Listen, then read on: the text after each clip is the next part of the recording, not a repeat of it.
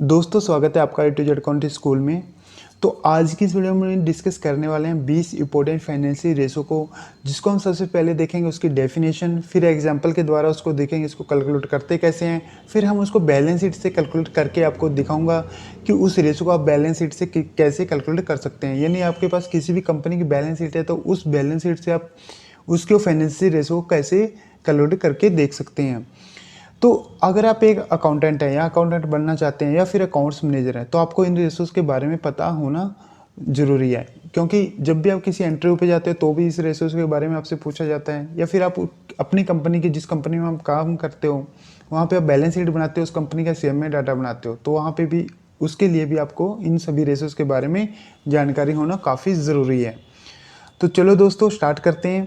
तो जिन रेशोज़ के बारे में हम डिस्कस करने वाले हैं उनमें सबसे पहले करंट रेशो, फिर quick ratio, cash ratio, stock turnover ratio and stock holding period, creditor turnover ratio and average payment days, debtor turnover ratio, average receivable days, debt to equity ratio, debt to asset ratio, fix asset ratio, proprietary ratio, capital gearing ratio, working capital turnover ratio, interest coverage ratio, DSCR, ROI, ROCE, EPS, book value, cash profit and EBITDA। तो अगर आप इन सभी ratios के बारे में जानना चाहते हो तो आप फुल वीडियो देख सकते हैं। अगर आप इनमें से कोई भी स्पेसिफिक रेशो के बारे में जानना चाहते हो तो उसके लिए मैंने अलग से वीडियो भी डाल रखी है, या फिर आप नीचे डिस्क्रिप्शन में जाके उस रेशो के सामने क्लिक करके भी उसके बारे में जान सकते हो।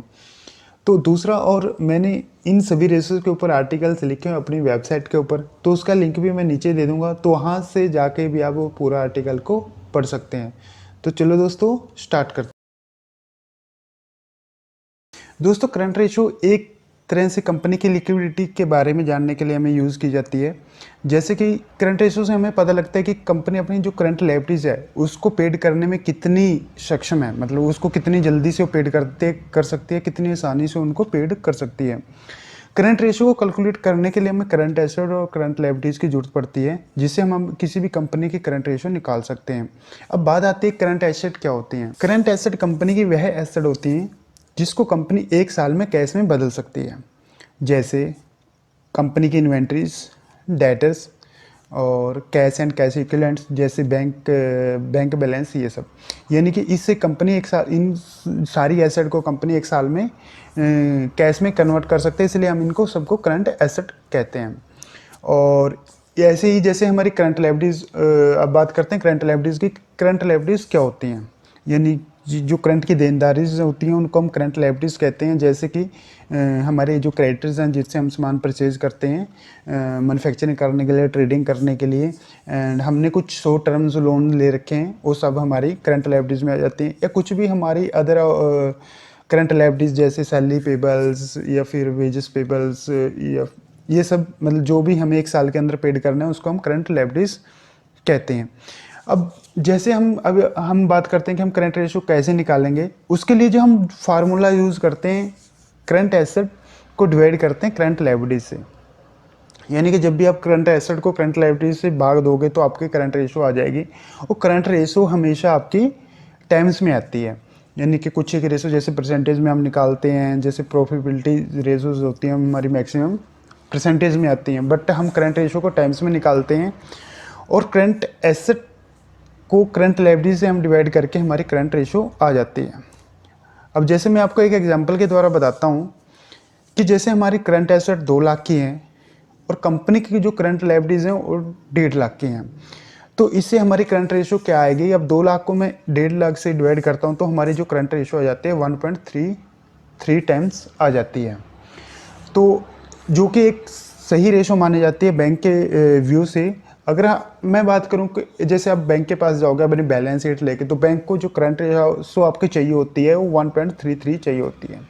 यानी बैंक जो आपकी करंट एसेट है उस पर 25% का मार्जिन रखता है। यानी कि वो सोचता है कि आपकी जो करंट एसेट है वो 25% अगर उनकी वैल्यू डाउन भी हो जाती है तो भी आप अपनी सभी करंट लायबिलिटीज को आप पेड कर सकते हो। तो दोस्तों जो आप स्क्रीन पे देख रहे हो ये कंपनी की बैलेंस शीट है। जब भी आप किसी कंपनी की बैलेंस शीट देखते हो तो उसमें सबसे ऊपर आपकी आती है शेयर होल्डर फंड्स, फिर नॉन करंट लायबिलिटीज और फिर करंट लायबिलिटीज। उसके बाद आपकी नॉन करंट एसेट और फिर करंट एसेट। तो हमें जब भी हम किसी कंपनी की करंट रेशियो निकालते हैं तो उसके लिए हमें चाहिए होती है कंपनी की करंट एसेट, जो यहाँ पे सबसे नीचे होती है, और करंट लायबिलिटीज, ये करंट लायबिलिटी। क्योंकि जो करंट रेशियो का हमारा फार्मूला होता है वो मैं यहाँ पे लिख देता हूँ। करंट रेशियो का हमारा फार्मूला होता है करंट एसेट, और इसको अगर हम डिवाइड कर देते हैं करंट लायबिलिटी से,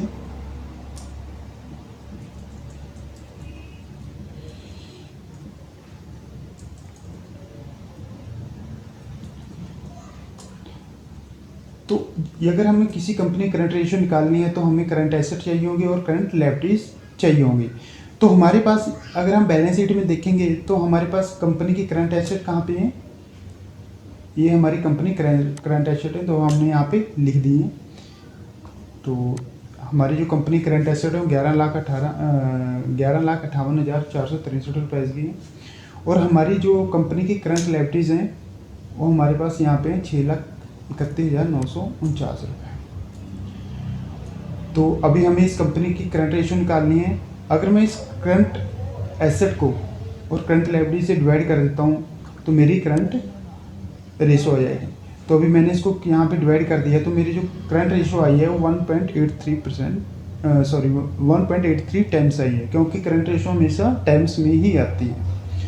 तो दोस्तों ये हमने देखा कि आप बैलेंस शीट से करंट रेशियो को कैसे निकाल सकते हैं। तो मैं एक बार दोबारा से आपको बता देता हूँ। करंट रेशियो का जो फार्मूला होता है current asset divide by current liabilities, और करंट एसेट हमारे पास यहाँ थी 11,58,463, वो हमने यहाँ पे लिख दी है, और करंट लायबिलिटीज हमारे पास यहाँ पे थी बैलेंस शीट पे 6,31,949, और करंट एसेट को हमने करंट लायबिलिटी से डिवाइड कर दिया तो हमारी करंट रेशियो आ गया 1.83%।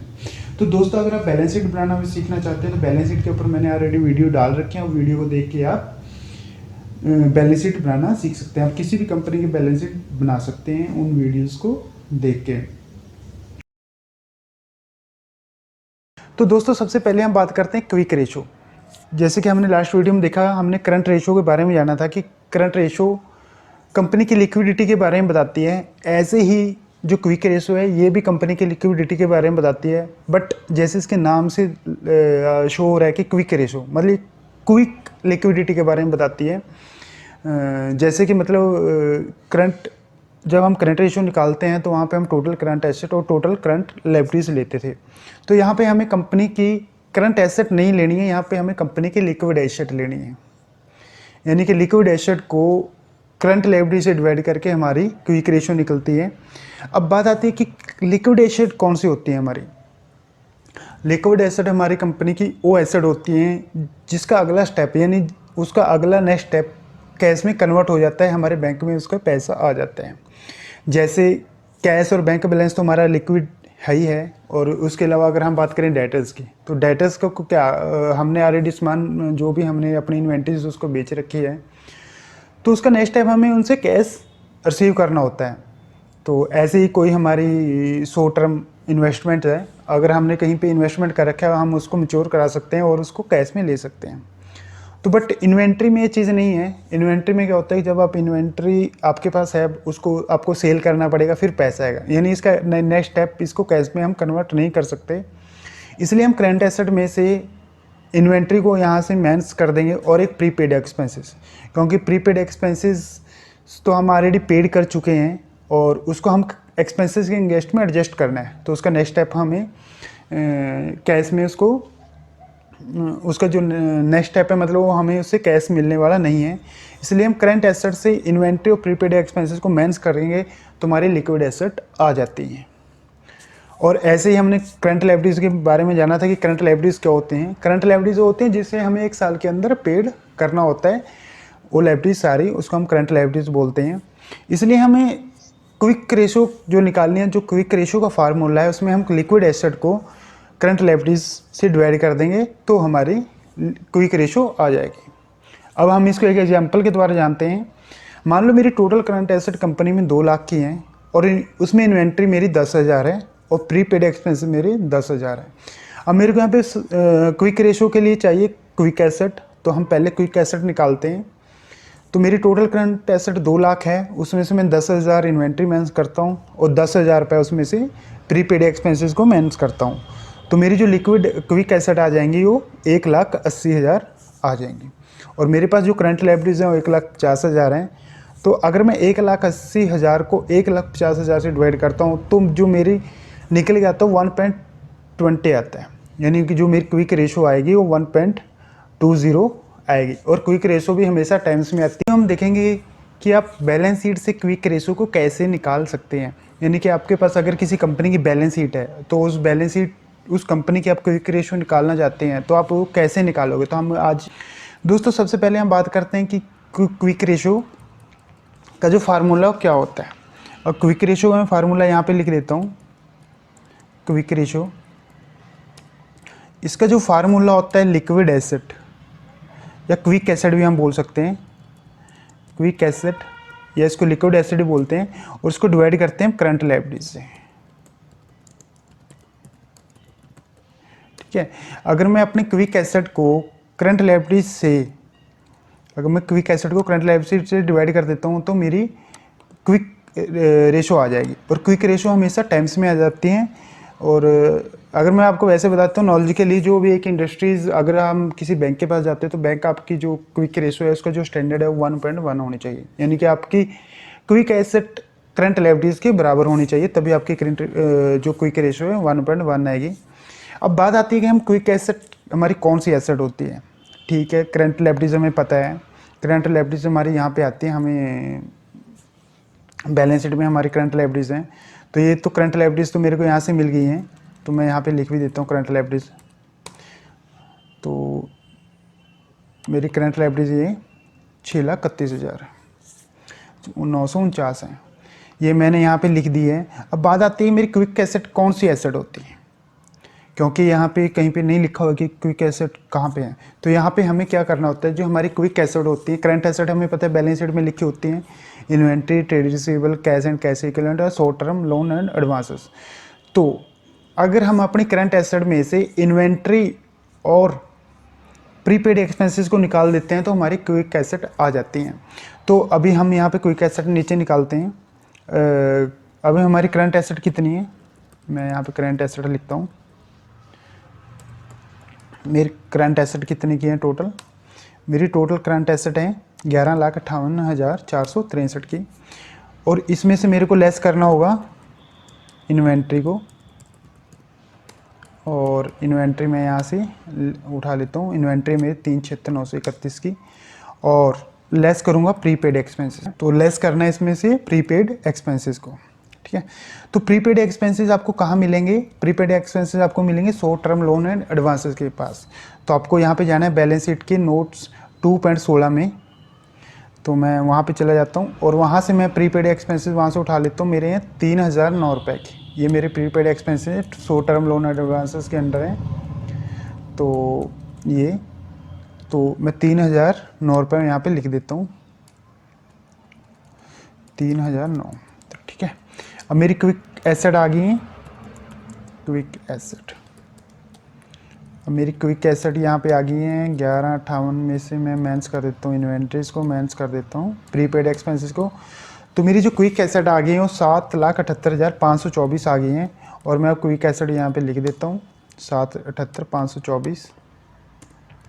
और अब मैं निकाल रहा हूँ क्विक रेशो। क्विक रेशो हम क्विक एसेट को डिवाइड करेंगे करंट लायबिलिटी से, तो मेरी जो क्विक रेशो आ गई है 1.23 टाइम्स आ गई है। तो ओके दोस्तों, हमने देखा कि आप क्विक रेशो कैसे निकाल सकते हैं बैलेंस शीट से। तो मैं एक बार आपको रिवाइज कर देता हूँ। क्विक रेशो का जो फार्मूला था, quick asset divide by current liabilities.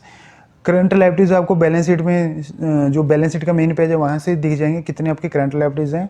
और क्विक एसेट आपको निकालने के लिए करंट एसेट में से आपको इन्वेंटरीज और प्रीपेड एक्सपेंसेस को मैनेज करना पड़ेगा। उसके बाद आपकी क्विक एसेट आ जाएंगे और क्विक एसेट को करंट लायबिलिटीज से हम डिवाइड कर देते तो हमारी क्विक रेशो आ जाती है। दोस्तों कैश रेशो निकालने के लिए हमें चाहिए होती है कैश एंड कैश इक्विवेलेंट और करंट लायबिलिटीज की जरूरत। करंट लायबिलिटीज तो हमें पता है कि करंट लायबिलिटीज क्या होती हैं। करंट लायबिलिटीज वो लायबिलिटीज होती हैं जिसे हमें 1 साल के अंदर पेड करना होता है। अब बात आती है कि कैश एंड कैश इक्विवेलेंट में क्या शामिल किया जाता है। तो कैश एंड कैश इक्विवेलेंट हमारे बैलेंस शीट में करंट रेशो के करंट एसेट के अंडर आते हैं, और कैश एंड कैश इक्विवेलेंट में हम कैश को और बैंक बैलेंस जो हमारे हैं तो उसको हम शामिल करते हैं कैश एंड कैश इक्विवेलेंट में। यानी कि अगर हमें अपनी कैश एसेट निकालनी है, कैश एंड कैश इक्विवेलेंट निकालना है अपनी बैलेंस शीट से, तो हमें अपनी बैलेंस शीट से कैश को लेना पड़ेगा, और जो हमारे बैंक बैलेंस है उन दोनों को हम जोड़ेंगे तो हमारे कैश एसेट आ जाएगी। तो अभी हम फार्मूले की बात करें तो कैश रेशो का क्या फार्मूला होता है। कैश रेशो का फार्मूला होता है कैश एंड कैश इक्विवेलेंट, यानी कि आपका कैश और बैंक बैलेंस जो बैंक में है उसको हम डिवाइड करेंगे करंट लायबिलिटी से, तो आपकी वहाँ पे कैश रेशो आ जाएगी। तो अब हम एक एग्जांपल के द्वारा जान लेते हैं कैश रेशो को हम कैसे कैलकुलेट करते हैं।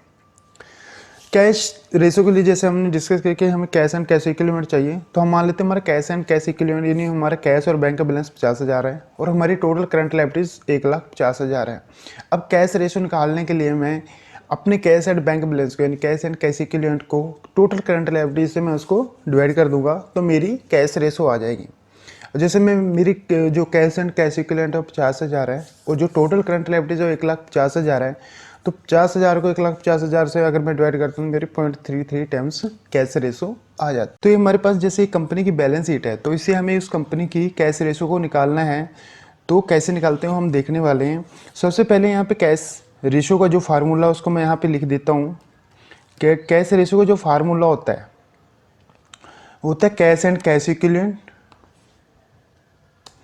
Divide by current liabilities. उसकी जो भी टोटल करंट लायबिलिटीज हैं, तो ये नहीं कि मैं अगर मेरे को किसी कंपनी की कैश रेशो निकालनी है तो उसके लिए मेरे पास होने चाहिए कैश एंड कैश इक्विवेलेंट और करंट लायबिलिटीज। अगर मैं कैश एंड कैश इक्विवेलेंट को करंट लायबिलिटी से डिवाइड कर देता हूँ तो मेरे पास उस कंपनी की कैश रेशो निकल के आ जाएगी। अब मेरे पास जो करंट लायबिलिटीज हैं वो तो जैसे आपको पता है, मैंने लास्ट वीडियो में बताया था कि आप यहाँ पे सबसे ऊपर जाओगे तो वहाँ पे आपको टोटल करंट लायबिलिटीज मिल जाएंगी। तो जैसे करंट लायबिलिटीज में हमारा क्या होता है, जो हमें एक साल के अंदर पेड करना होता है, जिसमें अपनी शॉर्ट टर्म लोन्स हो गए, ट्रेड पेबल्स हो गए, या जैसे वेजेस पेबल, सैलरीज पेबल, ये electricity expensive payable, telephone expense, ये सब आ जाते हैं। और तो ये सब हम यहाँ से ले लेते हैं करंट लायबिलिटीज। और उसके बाद हमें क्या चाहिए, और कैश एंड कैश इक्विवेलेंट। तो कैश एंड कैश इक्विवेलेंट मिलेगा आपको एसेट साइड में, जो कि होगा आपके करंट एसेट के अंदर ये कैश एंड कैश इक्विवेलेंट। तो हाँ, यहाँ से हम कैश एंड कैश इक्विवेलेंट लिख लेते हैं। तो मैंने यहाँ पे कैश एंड कैश इक्विवेलेंट लिख लिया है। अब मैं इसको कैश एंड कैश इक्विवेलेंट को करंट लायबिलिटी से मैं इसको यहाँ पे डिवाइड कर देता हूँ, तो मेरी यहाँ पे कैश रेशो आ गई है। तो मेरी जो कैश रेशो आई है वो है 0.34 टाइम्स। और हमेशा जैसे हमारी ये कैश रेशो क्या चीज़ है, कैश रेशो एक लिक्विडिटी रेशो है और लिक्विडिटी रेशो हमेशा टाइम्स में आती है। तो एक बार मैं आपको दोबारा बता देता हूँ, कैश रेशो को जो फार्मूला होता है cash and cash equivalent divide by current liabilities. तो करंट लायबिलिटीज हम यहाँ से ले लेंगे लायबिलिटी साइड से, टोटल करंट लायबिलिटीज जो भी हमारी है, और कैश एंड कैश इक्विवेलेंट आपको मिलेगा करंट एसेट के अंदर। तो करंट एसेट वहाँ से हमने कैश एंड कैश इक्विवेलेंट को उठाया। कैश एंड कैश इक्विवेलेंट में शामिल होता है कैश एंड आपके बैंक बैलेंस, ठीक है। तो अब कैश एंड कैश इक्विवेलेंट को करंट लायबिलिटी से मैंने डिवाइड किया तो मेरी यहाँ पे कैश रेशो आ गया। तो सबसे पहले बात करते हैं स्टॉक टर्नओवर रेशो होती क्या है। स्टॉक टर्नओवर रेशो को हम इन्वेंट्री टर्नओवर रेशो भी बोलते हैं। स्टॉक टर्नओवर रेशो से हमें पता लग जाता है कि हमारे बिजनेस में जो स्टॉक है वो कितने दिन का स्टॉक पड़ा है हमारे गोडाउन के अंदर, चाहे हमारी ट्रेडिंग फर्म है या हमारी मैन्युफैक्चरिंग फर्म है, तो हमारी एवरेज जो कंजम्पशन होती है वो कितने दिन का स्टॉक हमारे उसमें पड़ा है। इससे हमें इन्वेंट्री स्टॉक टर्नओवर रेशो से पता लग जाता है। अगर हमारी रेशो ज़्यादा कम होगी तो इसका मतलब हमारा जो स्टॉक है वो काफ़ी दिनों तक हमारे गोडाउन में पड़ा रहता है, जो बिजनेस के लिए अच्छा नहीं है, क्योंकि उसमें हमारी काफ़ी सारी वर्किंग कैपिटल फंसी रहती है। तो अब बात करते हैं कि स्टॉक टर्नओवर रेशो को हम कैसे कैलकुलेट करते हैं। तो जो स्टॉक टर्नओवर रेशो या इन्वेंट्री टर्नओवर रेशो का फार्मूला है वो है COGS divide by average inventory. अब COGS की फुल फॉर्म होती है कॉस्ट ऑफ गुड्स सोल्ड। तो कॉस्ट ऑफ गुड्स सोल्ड को हम कैसे कैलकुलेट करते हैं, ओपनिंग स्टॉक जितना भी आपके पास ओपनिंग स्टॉक पड़ा था उसमें परचेज को प्लस करना, जो भी आपने मटेरियल परचेज किया पूरे साल के अंदर, और क्लोजिंग स्टॉक को माइनस कर देना उसमें से। तो आपकी क्या आ जाएगी, COGS आ जाएगी, यानी कॉस्ट ऑफ गुड्स सोल्ड आ जाएगी। उसको डिवाइड करना है एवरेज इन्वेंट्री से, यानी कि आपके पास जितनी ओपनिंग इन्वेंट्री थी और जितनी क्लोजिंग इन्वेंट्री, उन दोनों को प्लस कर देना है और 2 से डिवाइड करके अब एवरेज इन्वेंट्री आ जाएगी, एवरेज स्टॉक आ जाएगा। और कॉस्ट ऑफ गुड्स सोल्ड को एवरेज इन्वेंट्री से आप डिवाइड करेंगे तो आपकी स्टॉक टर्नओवर रेशो आ जाएगी। तो यहाँ पे जो आपकी स्टॉक टर्नओवर रेशो आएगी ये आपकी टाइम्स में आएगी। जैसे हम एक एग्जांपल के द्वारा जान लेते हैं, अगर आपकी COGS है 2 लाख, यानी कि आप opening stock plus purchase minus closing stock करके आपकी फिगर्स आ जाती है COGS के, 2 लाख आ जाते हैं। ओपनिंग स्टॉक आपका 65,000 है, क्लोजिंग स्टॉक आपका 35,000 है, तो आपका एवरेज स्टॉक कितना आ गया? 50,000 आ गया। मतलब टोटल 1 लाख होगा, 2 से डिवाइड करेंगे तो 50,000 आपका एवरेज इन्वेंट्री आ गया, एवरेज स्टॉक आ गया। अब स्टॉक टर्नओवर रेशो को हम निकालते हैं तो 2 लाख को डिवाइड करेंगे एवरेज इन्वेंट्री से, 2 लाख डिवाइड बाय 50,000 तो आपकी 4 टाइम्स में आएगी। अब स्टॉक टर्नओवर रेशो आपकी टाइम्स में आएगी। अब इससे क्या है, स्टॉक टर्नओवर रेशो से हमें एवरेज स्टॉक होल्डिंग पीरियड से पता लग जाता है, यानी कि स्टॉक टर्नओवर रेशो को हम एवरेज स्टॉक होल्डिंग डेज अगर पीरियड से उसको निकालने के हम यूज़ करते हैं। तो ये होल्डिंग पीरियड्स होता क्या एक्चुअली, इससे हमें पता लग जाता है कि हमारे पास जो स्टॉक है वो कितने दिनों का पड़ा है हमारे गोडाउन के अंदर। तो इसे हम कैसे कैलकुलेट करते हैं, उसका जो फार्मूला है, तो आपको जितने एक साल में मतलब जितने डे होते हैं, यानी जैसे 365 डे होते हैं, उसको हम स्टॉक टर्नओवर रेशो से डिवाइड कर देंगे तो आपके क्या है वो डेज आ जाएंगे, यानी कि आप कितने दिन में आपका जो स्टॉक है कितने दिन में वो सेल हो रहा है। तो जैसे हम अब एग्जांपल के द्वारा यहाँ जान लेते हैं, जैसे अभी हमारे पास एक साल में कितने दिन होते हैं, 365 डे होते हैं, और स्टॉक टर्नओवर रेशो हमारी कितनी आई थी? 4 आई थी। अब स्टॉक होल्डिंग पीरियड यानी हमारे पास गोडाउन में कितने दिन का स्टॉक पड़ा है वो हम इससे निकाल लेते हैं। एवरेज मतलब कितना हमारे पास स्टॉक पूरे साल में एवरेज कितने दिन का स्टॉक रहा है, तो हम 365 को 4 से डिवाइड करेंगे तो 91.25 डेज आ गए, 91 डेज आपका आ गया है, जो कि मतलब फिगर हाई है। अगर हमारी सपोज करो स्टॉक टर्नओवर रेशो ज़्यादा होती तो बिजनेस के लिए अच्छा होता, क्योंकि उसके डेज हमने कम स्टॉक गोडाउन में रखना पड़ना था और वर्किंग कैपिटल कम लगनी थी हमारी उसमें गोडाउन में रखने जो स्टॉक में हमने इन्वेस्ट किया है। अब यहाँ पे बात करते हैं कि हाई रेशो क्या इंडिकेट करती है और लो रेशो क्या इंडिकेट करती है। जो स्टॉक टर्नओवर रेशो अगर हाई होगी तो उससे क्या इंडिकेट है और लो होगी तो क्या इंडिकेट है। जैसे मैंने बताया कि जितनी हाई हो गई हमारी जो स्टॉक टर्नओवर रेशो जितनी हाई होगी उतना होल्डिंग पीरियड हमारा कम आएगा, जो कि एक बिजनेस के लिए अच्छा है, क्योंकि उससे हमारी वर्किंग कैपिटल उसमें कम फंसी रहती है और हमारी लिक्विडिटी बिजनेस में अच्छी बनी रहती है। अब दूसरे नंबर पर आती है लो रेशो। अगर हमारी जो स्टॉक टर्नओवर रेशो लो रहेगी तो उससे क्या होगा, हमारा जो इन्वेंट्री का होल्डिंग पीरियड है वो ज़्यादा रहेगा, वर्किंग कैपिटल हमारी उसमें ज़्यादा इन्वेस्ट रहेगी। तो अगर आपके पास किसी कंपनी की बैलेंस शीट है तो उससे आप उस कंपनी की स्टॉक टर्नओवर रेशो को कैसे कैलकुलेट कर सकते हैं। तो सबसे पहले हम आते हैं फार्मूले पे कि स्टॉक टर्नओवर रेशो का जो फार्मूला होता है क्या फार्मूला होता है। तो सबसे पहले मैं फार्मूला यहाँ पे लिख देता हूँ, स्टॉक टर्नओवर रेशो, इसको हम इन्वेंट्री टर्नओवर रेशो भी बोलते हैं। इसका जो फार्मूला होता है COGS यानी कि कॉस्ट ऑफ गुड्स सोल्ड, और उसको हम डिवाइड करते हैं एवरेज इन्वेंट्री से। ठीक है। अब जो COGS होती है वो आपको कहाँ मिलती है बैलेंस शीट के अंदर, वो आपको मिलती है प्रॉफिट एंड लॉस अकाउंट में। हम यहाँ से लिखेंगे प्रॉफिट एंड लॉस अकाउंट से, क्योंकि इस सारी बैलेंस शीट है। अगर आप बैलेंस शीट बनाना सीखना चाहते हो तो इसके ऊपर मैंने ऑलरेडी वीडियोस बना रखे हैं, उसको देख के आप पूरी किसी भी कंपनी की बैलेंस शीट बना सकते हो। तो अभी हमें यहाँ पे चाहिए COGS, तो COGS में हमारे पास है कॉस्ट ऑफ मटेरियल कंज्यूम्ड हम ले लेंगे और चेंज इन फिनिश गुड्स को ले लेंगे। तो ये हमारे यहाँ पे COGS आ गई है 20,32,352। अब हमें चाहिए एवरेज इन्वेंट्री। एवरेज इन्वेंट्री कैसे निकालते हैं आप, opening stock plus closing stock उसको डिवाइड करेंगे 2 से। तो आपके पास जो इन्वेंट्री यानी स्टॉक होता है कहाँ पे होता है, बैलेंस शीट में, करंट एसेट में। तो हम यहाँ पे इसको ओपनिंग स्टॉक हमारे पास है 3,76,931, सॉरी क्लोजिंग स्टॉक और ओपनिंग स्टॉक है 4,09,205। इसको हम डिवाइड करते हैं 2 से, तो आगे हमारी एवरेज इन्वेंट्री 3,93,068 रुपये। ठीक है। अब COGS अगर जैसे बैलेंस शीट से तो मैंने बता दी कि आप वहाँ से कॉस्ट ऑफ मटेरियल कंज्यूम्ड उठा लो और जो भी चेंज इन फिनिश गुड्स में आया वहाँ से आपने ले लिया है। अदरवाइज आप COGS कैसे निकालते हो, opening stock plus purchase minus closing stock, तो आपकी COGS आ जाती है। तो अब मेरे को निकालनी है स्टॉक टर्नओवर रेशो। तो स्टॉक टर्नओवर रेशो आप कैसे निकालते हैं, जो भी आपकी COGS है उसको डिवाइड करेंगे आप एवरेज इन्वेंट्री से। तो आपकी जो स्टॉक टर्नओवर रेशो आ गई है 5.17 आ गई है। ठीक है। अब ये जो हमारी स्टॉक टर्नओवर रेशो आई है हमारी टाइम्स में आई है, ये हमारी स्टॉक टर्नओवर रेशो टाइम्स में आई है।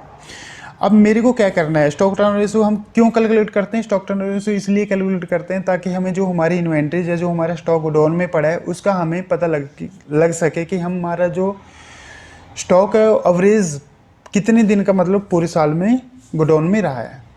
तो इससे हमें पता लग जाता है कि अगर हम ज़्यादा दिन का स्टॉक अपने गोडाउन में रखते हैं तो उसमें कहीं ना कहीं उसमें प्रॉब्लम है, उसको सही करने की ज़रूरत है, क्योंकि उसमें हमारी काफ़ी सारी वर्किंग कैपिटल इन्वेस्ट होती है।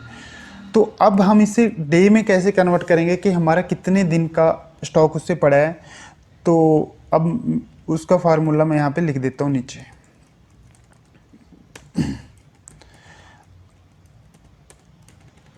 उसका फार्मूला है, उसको हम बोलते हैं average stock holding period in days.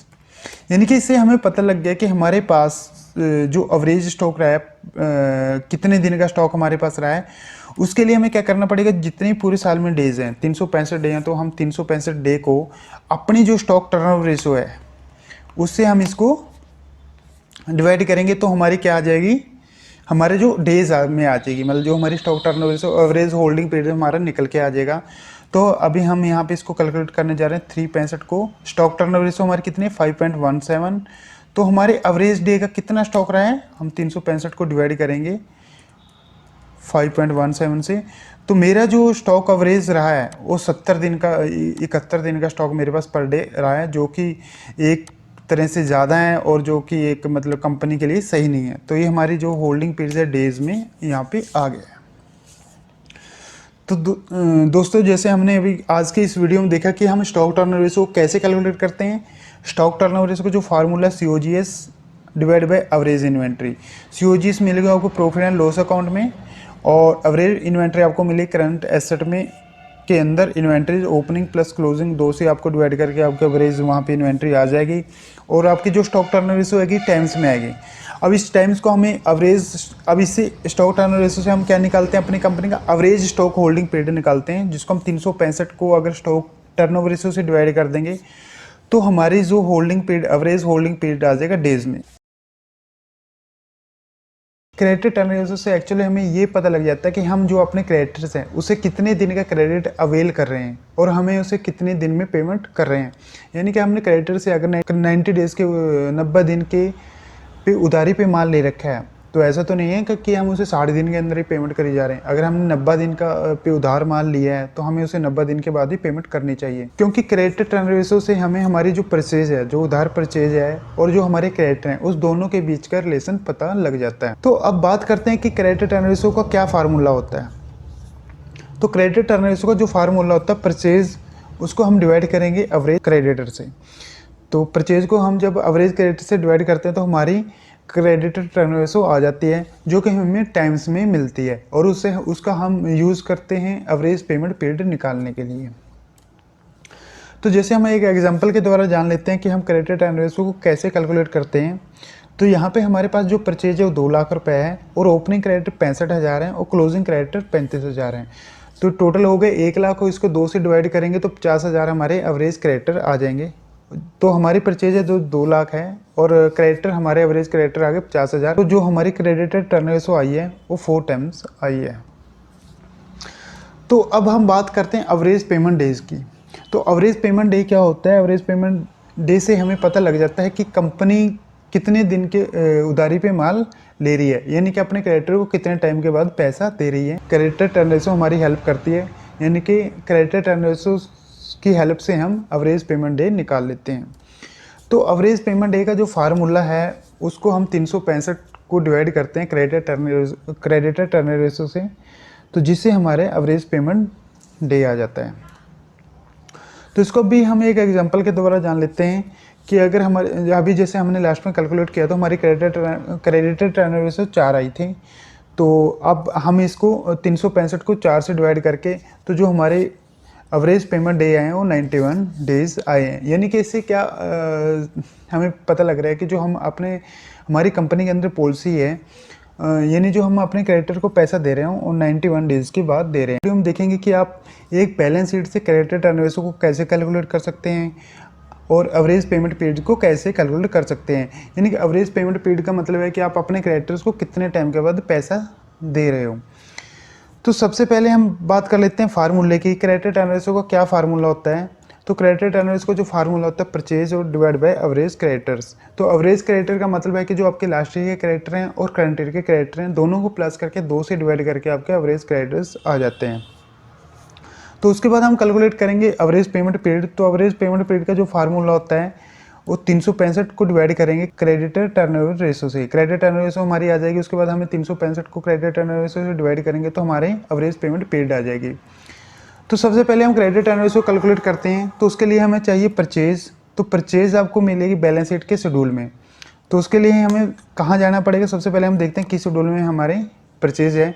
तो हमें 2.9 जिसमें कॉस्ट ऑफ मटेरियल कंज्यूम्ड है, तो वहाँ से हमें परचेज मिल जाएगी। तो 2.9 में हाँ अगर हम जाएंगे तो यहाँ पे हमारे पास परचेज आ जाएगी। तो ये हमारे पास परचेज है। तो 2.91 से हमने परचेज को ले लिया है। और उसके बाद हमें चाहिए एवरेज क्रेडिटर्स। तो एवरेज क्रेडिटर्स हमें मिलेंगे बैलेंस शीट में करंट लायबिलिटीज़ के अंदर। तो हम उसको current year plus last year और उसको हम 2 से कर देंगे डिवाइड, तो हमारा आ गया एवरेज क्रेडिटर्स। तो मैं परचेज को एवरेज क्रेडिटर से डिवाइड करूँगा तो मेरी यहाँ पे क्रेडिटर टर्न रेशो आ जाएगी। तो हमारे यहाँ पे क्रेडिटर टर्न रेशो आई है 11.87 टाइम्स। तो अब हम क्रेडिटर टर्न रेशो का यूज़ करेंगे एवरेज पेमेंट पीरियड निकालने के लिए, यानी कि हम अपने क्रेडिटर को कितने टाइम के बाद पैसा दे रहे हैं। तो यहाँ पे मेरे पास 365 है और क्रेडिटर टर्न रेशो मेरे पास है 11.87। अब मैं इसको डेज़ में निकालता हूँ तो मैं अपने जो क्रेडिटर है उसको कितने टाइम के बाद पैसा दे रहा हूँ। तो मैं इससे साबित, तो मेरे जो डेज़ आए हैं वो 30.74 आए हैं, यानी कि मैं इसको राउंड ऑफ करूँगा तो 31 आएगा कि मैं अपने क्रेडिटर्स को 31 डेज़ के बाद पेमेंट कर रहा हूँ। डेटर टर्नओवर रेशो से हमें सेल और हमारे जो डेटर्स हैं उसके बीच का जो संबंध है वो पता लगता है। यानी कि हमें डेटर टर्नओवर रेशो से ये पता लगता है कि हमें जो डेटर को हम सेल कर रहे हैं उसे हमें कितने दिन में पैसा आ रहा है। तो अगर आपकी डेटर टर्नओवर रेशो ज़्यादा होगी तो आपका इसका मतलब ये हुआ कि आपको डेटर से बहुत जल्दी पैसा आ रहा है, आपके जो डेटर्स हैं टाइम पे आपको पैसा दे रहे हैं। आपकी जो पॉलिसीज ही हैं उधार सेल करने की, आप ज़्यादातर सेल नगद पे करते हैं। तो अगर आपकी डेटा टर्न रेशो कम होती है तो उससे आपको पता लगता है कि आप ज़्यादा उधारी पे माल दे रहे हैं, आपके जो डेटर हैं वो टाइम से पैसा नहीं दे रहे हैं। तो अब बात करते हैं कि हम डेटा टर्न रेशो को हम कैसे कैलकुलेट करते हैं। तो डेटा टर्न रेशो का जो फार्मूला सेल को हम डिवाइड करेंगे एवरेज डेटर से। वैसे आप कहीं भी इंटरनेट पे पढ़ोगे तो वहाँ पे क्रेडिट सेल लिखा होता है, बट अब जब बैलेंस शीट की बात करते हो, प्रैक्टिकली बात करते हो, तो आपको क्रेडिट सेल कहीं पे पता नहीं लगेगी, क्योंकि जिसके पास आपकी बैलेंस शीट होगी आपकी टोटल सेल लेगा और वहाँ पे एवरेज डेटर लेगा। अब यहाँ पे हम एक एग्जांपल के द्वारा जानते हैं कि हम एक्चुअल में डेटा टर्न रेशो को कैसे कैलकुलेट करते हैं। सपोज करो हमारी बैलेंस शीट में जो सेल हो 2 लाख रुपए की आ रही है और हमारे ओपनिंग डेटर हैं, यानी कि लास्ट ईयर के जो क्लोजिंग डेटर्स है 65,000 रुपये हैं और करंट ईयर के हमारे जो डेटर्स हैं क्लोजिंग डेटर्स हैं वो 35,000 रुपये हैं। तो हमारा जो एवरेज डेटर्स आ गए वो 50,000 हो गए। मतलब 1 लाख को 2 से डिवाइड करेंगे, 65,000 प्लस 35,000 1 लाख हो गया, उसको 2 से डिवाइड करेंगे तो 50,000 आ जाएगा। तो हमारे एवरेज डेटर हैं जो 50,000 हैं। अब मेरे को डेटा टर्न रेशो के लिए मैं सेल को अपने एवरेज डेटर से उसको डिवाइड कर दूंगा तो मेरी डेटा टर्न रेशो आ जाएगी। अब मेरी सेल 2 लाख रुपए है, एवरेज डेटर मेरे 50,000 हैं, तो जो मेरी डेटर टर्नओवर रेशो आ गया 4 टाइम्स आ गई है। तो अब जो डेटर टर्नओवर रेशो है इसका यूज़ हम करते हैं जो हमारा एवरेज कलेक्शन पीरियड है, डेटर रिसीवेबल होल्डिंग डेज उसको बोल सकते हैं, वो कितने दिन में हमें पैसा आ रहे हैं।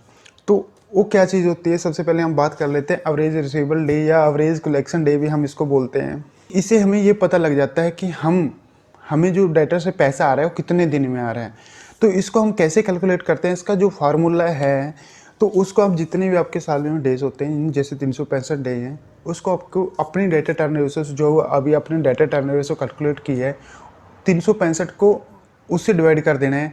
तो आपका क्या है, जो एवरेज रिसीवेबल डे आ जाएगा, यानी होल्डिंग डे आ जाएगा। तो जैसे अभी हम एक एग्जांपल के द्वारा जान लेते हैं, जैसे हमारे साल में डेज कितने हैं, 365 दिन है, और हमारी डेटा टर्न रेशो कितनी आई थी, जो अभी हमने लास्ट में कैलकुलेट किया है, वो 4 आई थी।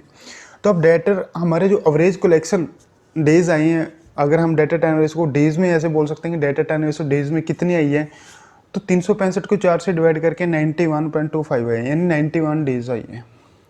तो इससे ये साबित हो रहा है कि हमें जो डेटर से पैसा आ रहा है एवरेज पूरे साल में, वो 91 डेज आया है, यानी 91 डे के लिए हम डेटर्स को उधार पे माल बेच रहे हैं। अब बात करते हैं कि एक हाई या लो, आपकी हाई या लो जो डेटा टर्नओवर रेशो है, उससे आपके बिजनेस पे क्या इम्पैक्ट पड़ता है।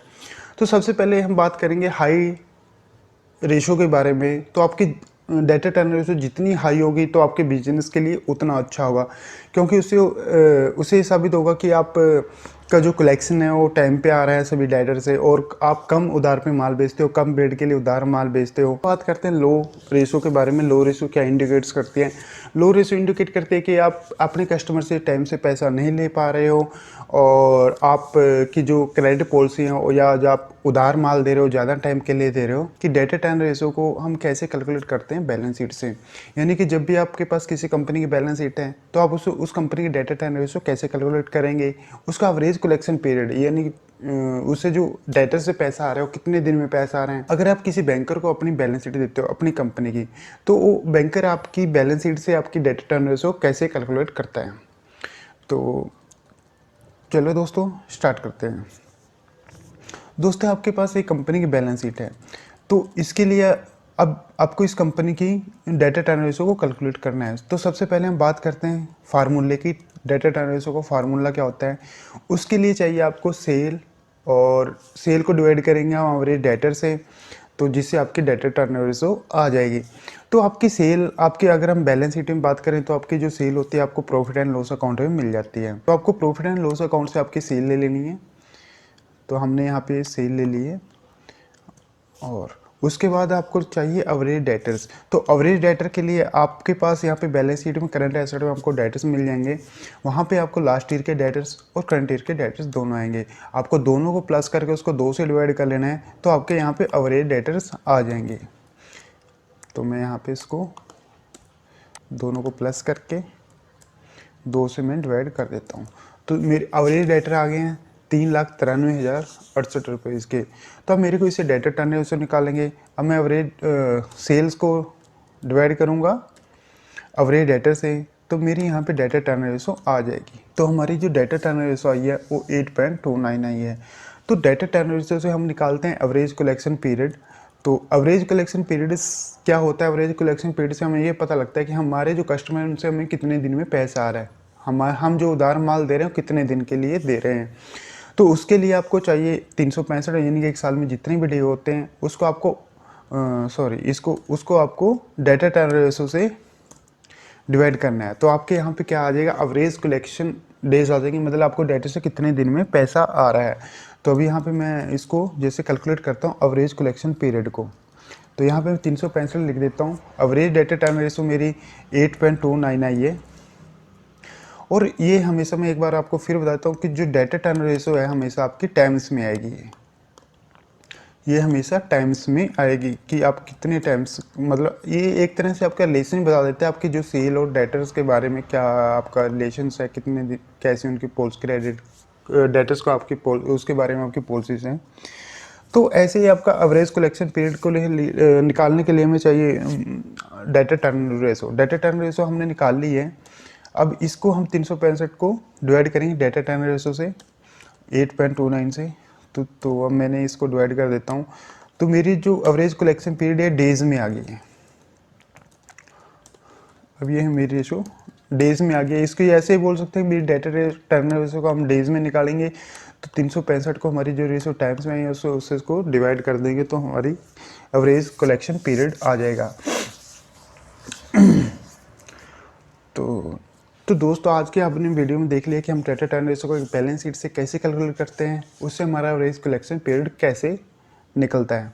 तो मैं एक बार आपको दोबारा से फिर रिपीट कर देता हूँ। डेटा टर्न रेशो का जो फार्मूला होता है sale divide by average debtors. Sale हमको प्रॉफिट एंड लॉस अकाउंट से मिल जाएगी, और जो एवरेज डेटर्स हैं आपको मिलेंगे करंट एसेट में। तो हमने दोनों को ले लिया एवरेज डेटर्स को, और हमने सेल्स को डिवाइड किया एवरेज डेटर से, तो हमारी डेटर टर्न रेशो आ गई है 8.29। अब इसी से मेरे को कलेक्शन पीरियड निकालना है, तो उसके लिए मैं 365 को डिवाइड करूँगा डेटा टर्न रेशो से। तो साल में कितने डेज होते हैं 365, और हम उसको 8.29 से डिवाइड करेंगे, तो हमारी जो डेज आ गए हैं 44 डेज आ गए हैं, यानी कि हमें जो डेटर से पैसा आ रहा है 44 डेज में आ रहा है। तो डेट टू इक्विटी रेशो जैसे इसके नाम से शो हो रहा है कि डेट टू इक्विटी, यानी डेट यानी कि लॉन्ग टर्म लोन, और इक्विटी जो शेयर होल्डर फंड्स, उन दोनों के बीच को रिलेशन को बताता है। यानी जब भी आप किसी कंपनी की बैलेंस शीट देखते हो तो उसमें हमें पता लग जाता है कि इसमें शेयर होल्डर्स ने कितना पैसा लगा रखा है, और इससे लॉन्ग टर्म लोन्स या लोन्स कंपनी ने कितने लोन्स ले रखे हैं। तो उस दोनों के रेशो को जानने के लिए हम डेट टू इक्विटी रेशो को कैलकुलेट करते हैं।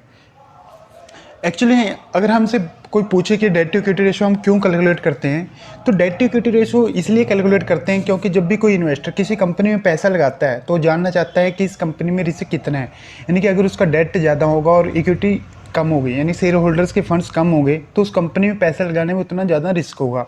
अब ऐसे जब हम किसी बैंकर के पास अपनी बैलेंस शीट लेके जाते हैं, तो बैंक भी आपको लोन देने से पहले देखेगा कि आपके जो इक्विटी आपने कितनी लगा रखी है अपनी कंपनी के अंदर, और लोन्स कितने ले रखे हैं।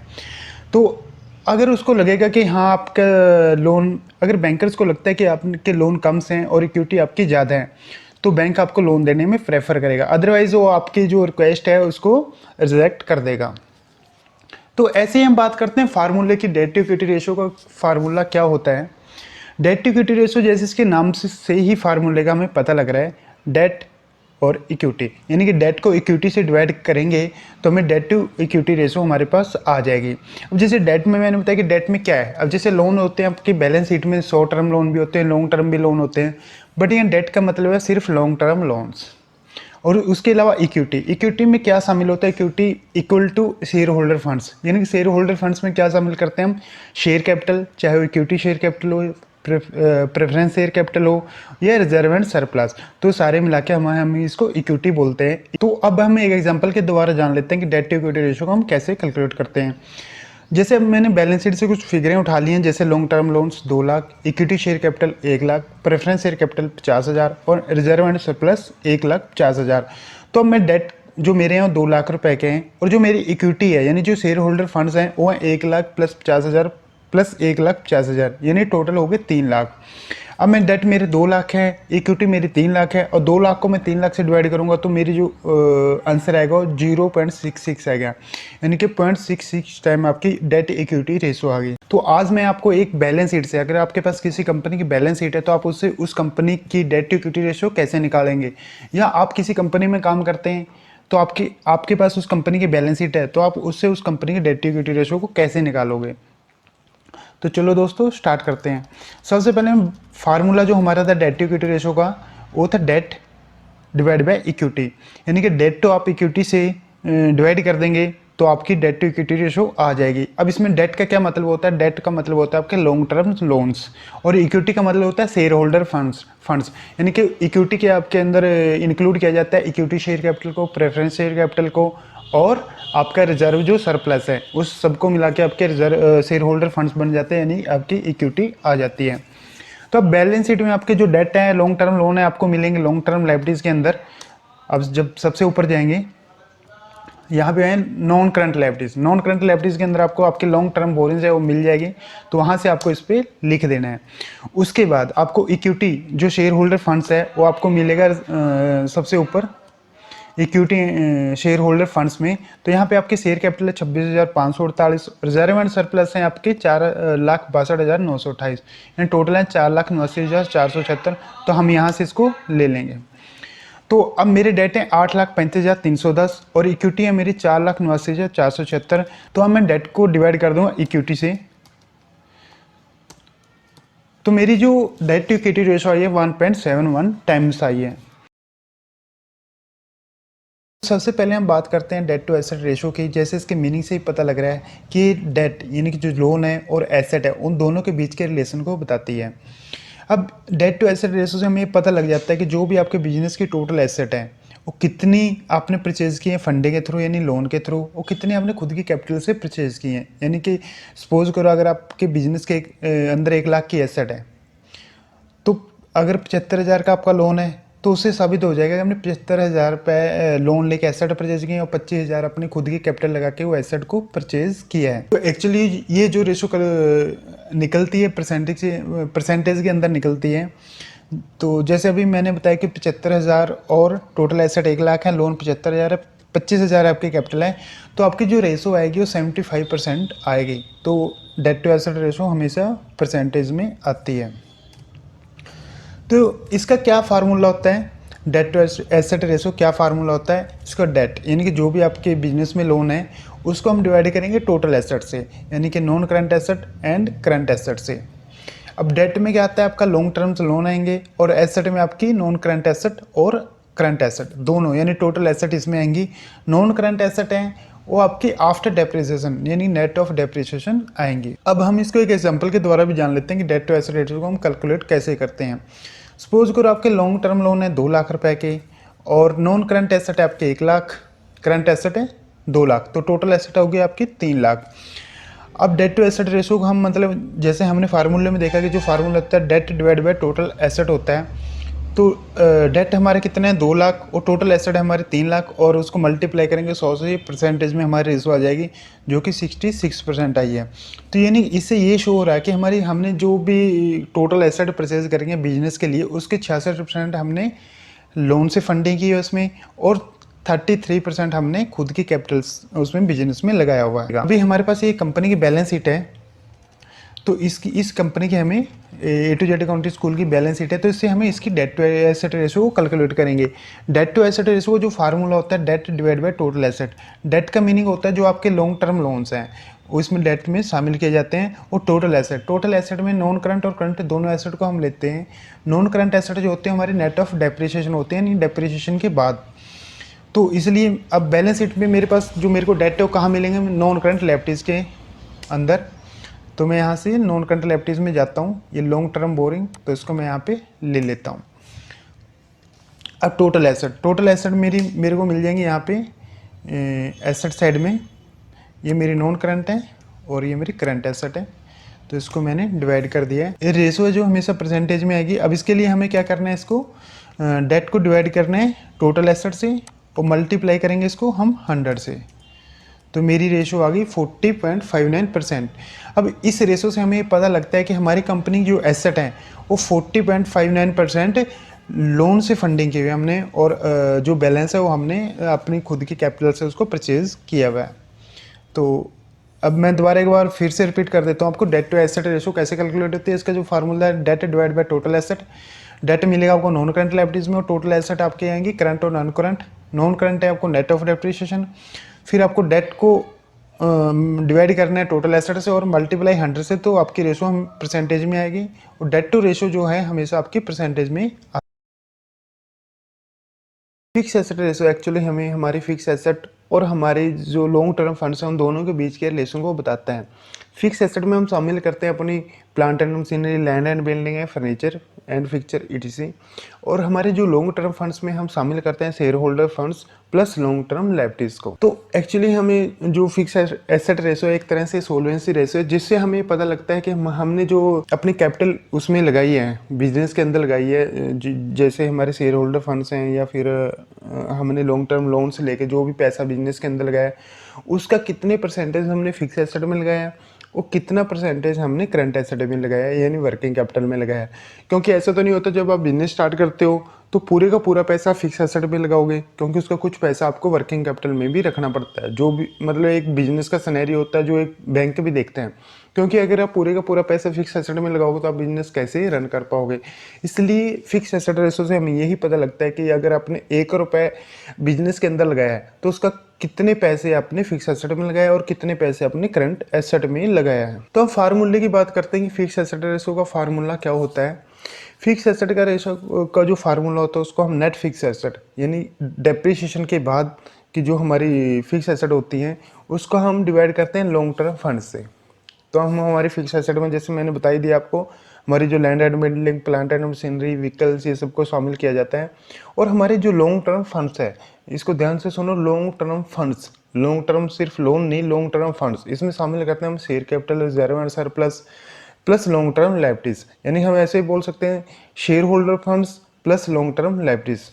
यानी कि फिक्स एसेट को डिवाइड करेंगे लॉन्ग टर्म फंड से तो हमारी फिक्स एसेट रेशो आ जाएगी। अब हम एक एग्जांपल के द्वारा भी जान लेते हैं कि हम फिक्स एसेट रेशो कैसे कैलकुलेट करते हैं।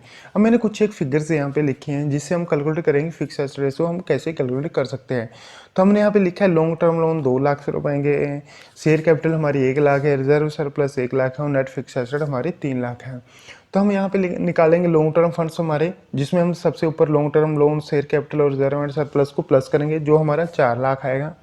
और नेट फिक्स एसेट है हमारे 3 लाख। अब 3 लाख को मैं 4 लाख से डिवाइड करूंगा, 100 से मल्टीप्लाई करके मेरी रेशो जो परसेंटेज में आ जाएगी।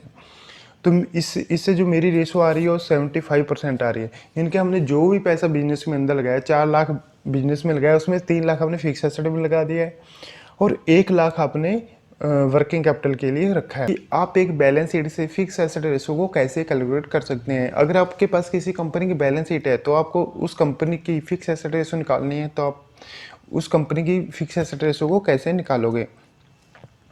तो ये हमारे पास एक कंपनी की बैलेंस शीट है। तो और सबसे पहले हम डिस्कस करते हैं फार्मूले के बारे में। फिक्स एसेट रेशो का जो फार्मूला होता है, फिक्स एसेट रेशो का जो फार्मूला होता है उसमें आती है नेट फिक्स एसेट, यानी कि आफ्टर डेप्रिसिएशन घटाने के बाद आपके जो नेट फिक्स एसेट आएंगे आपको यहाँ पे लेनी है और उसको आपको डिवाइड करना है लॉन्ग टर्म फंड से। तो लॉन्ग टर्म फंड्स में आपके शामिल किया जाता है share capital, reserve and surplus and long term loans. इसको यानी हम कैपिटल एम्प्लॉयड भी बोल सकते हैं। ये इसका दूसरा फार्मूला हम यूज़ कर सकते हैं total asset minus current liabilities. तो आपकी सेम ही चीज़ आएगी। इस रेशो से एक्चुअली हमें ये पता लगता है कि आपने जो कैपिटल्स बिजनेस के अंदर लगाई है, चाहे वो खुद की कैपिटल से चाहे लोन लेके, तो उसका कितना परसेंटेज आपने बिजनेस के अंदर लगाया है। तो अब मैं नेट फिक्स एसेट ले लेता हूँ यहाँ से बैलेंस शीट से। ये मेरी यहाँ पे नेट फिक्स एसेट है 6,98,911 और मेरे लॉन्ग टर्म फंड्स हैं। लॉन्ग टर्म फंड्स के लिए मेरे को चाहिए अपनी लॉन्ग टर्म लायबिलिटीज और reserve and surplus and share capital. Share capital, इन दोनों तरह की शेयर कैपिटल को हमें इंक्लूड करना है, चाहे वो प्रेफरेंस हो चाहे फिर इक्विटी शेयर कैपिटल हो। तो मेरे लॉन्ग टर्म फंड्स आ गए 13,24,787 रुपये के। और अब मैं इस रेशो को निकालता हूँ। ये हमेशा परसेंटेज में आएगी।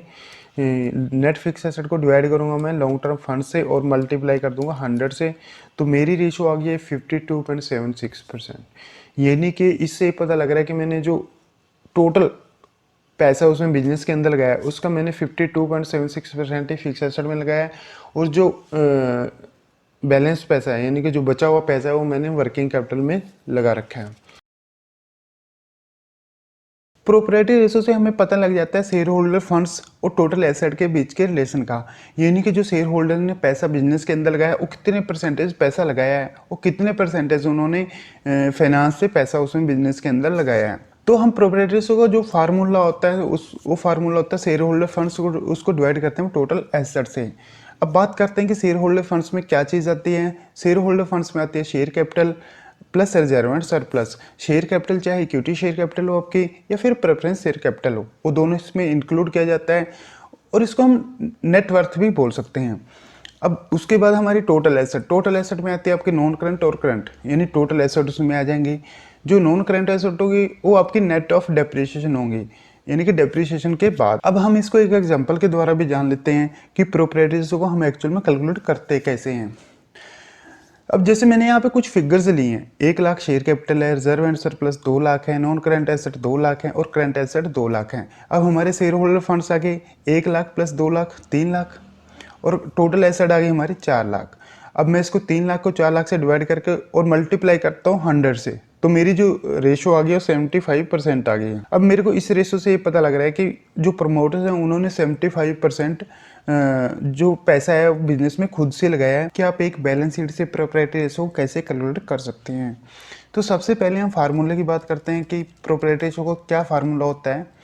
प्रोप्राइटरी रेशो का फार्मूला होता है शेयर होल्डर फंड्स उसको डिवाइड करते हैं टोटल एसेट से। एक्चुअली हमें इस रेशो से पता लगता है कि जो बिजनेस के अंदर पैसा लगा रखा है जो शेयर होल्डर्स ने वो किस रेशो में लगा रखा है, कितनी परसेंटेज में खुद का पैसा लगाया है।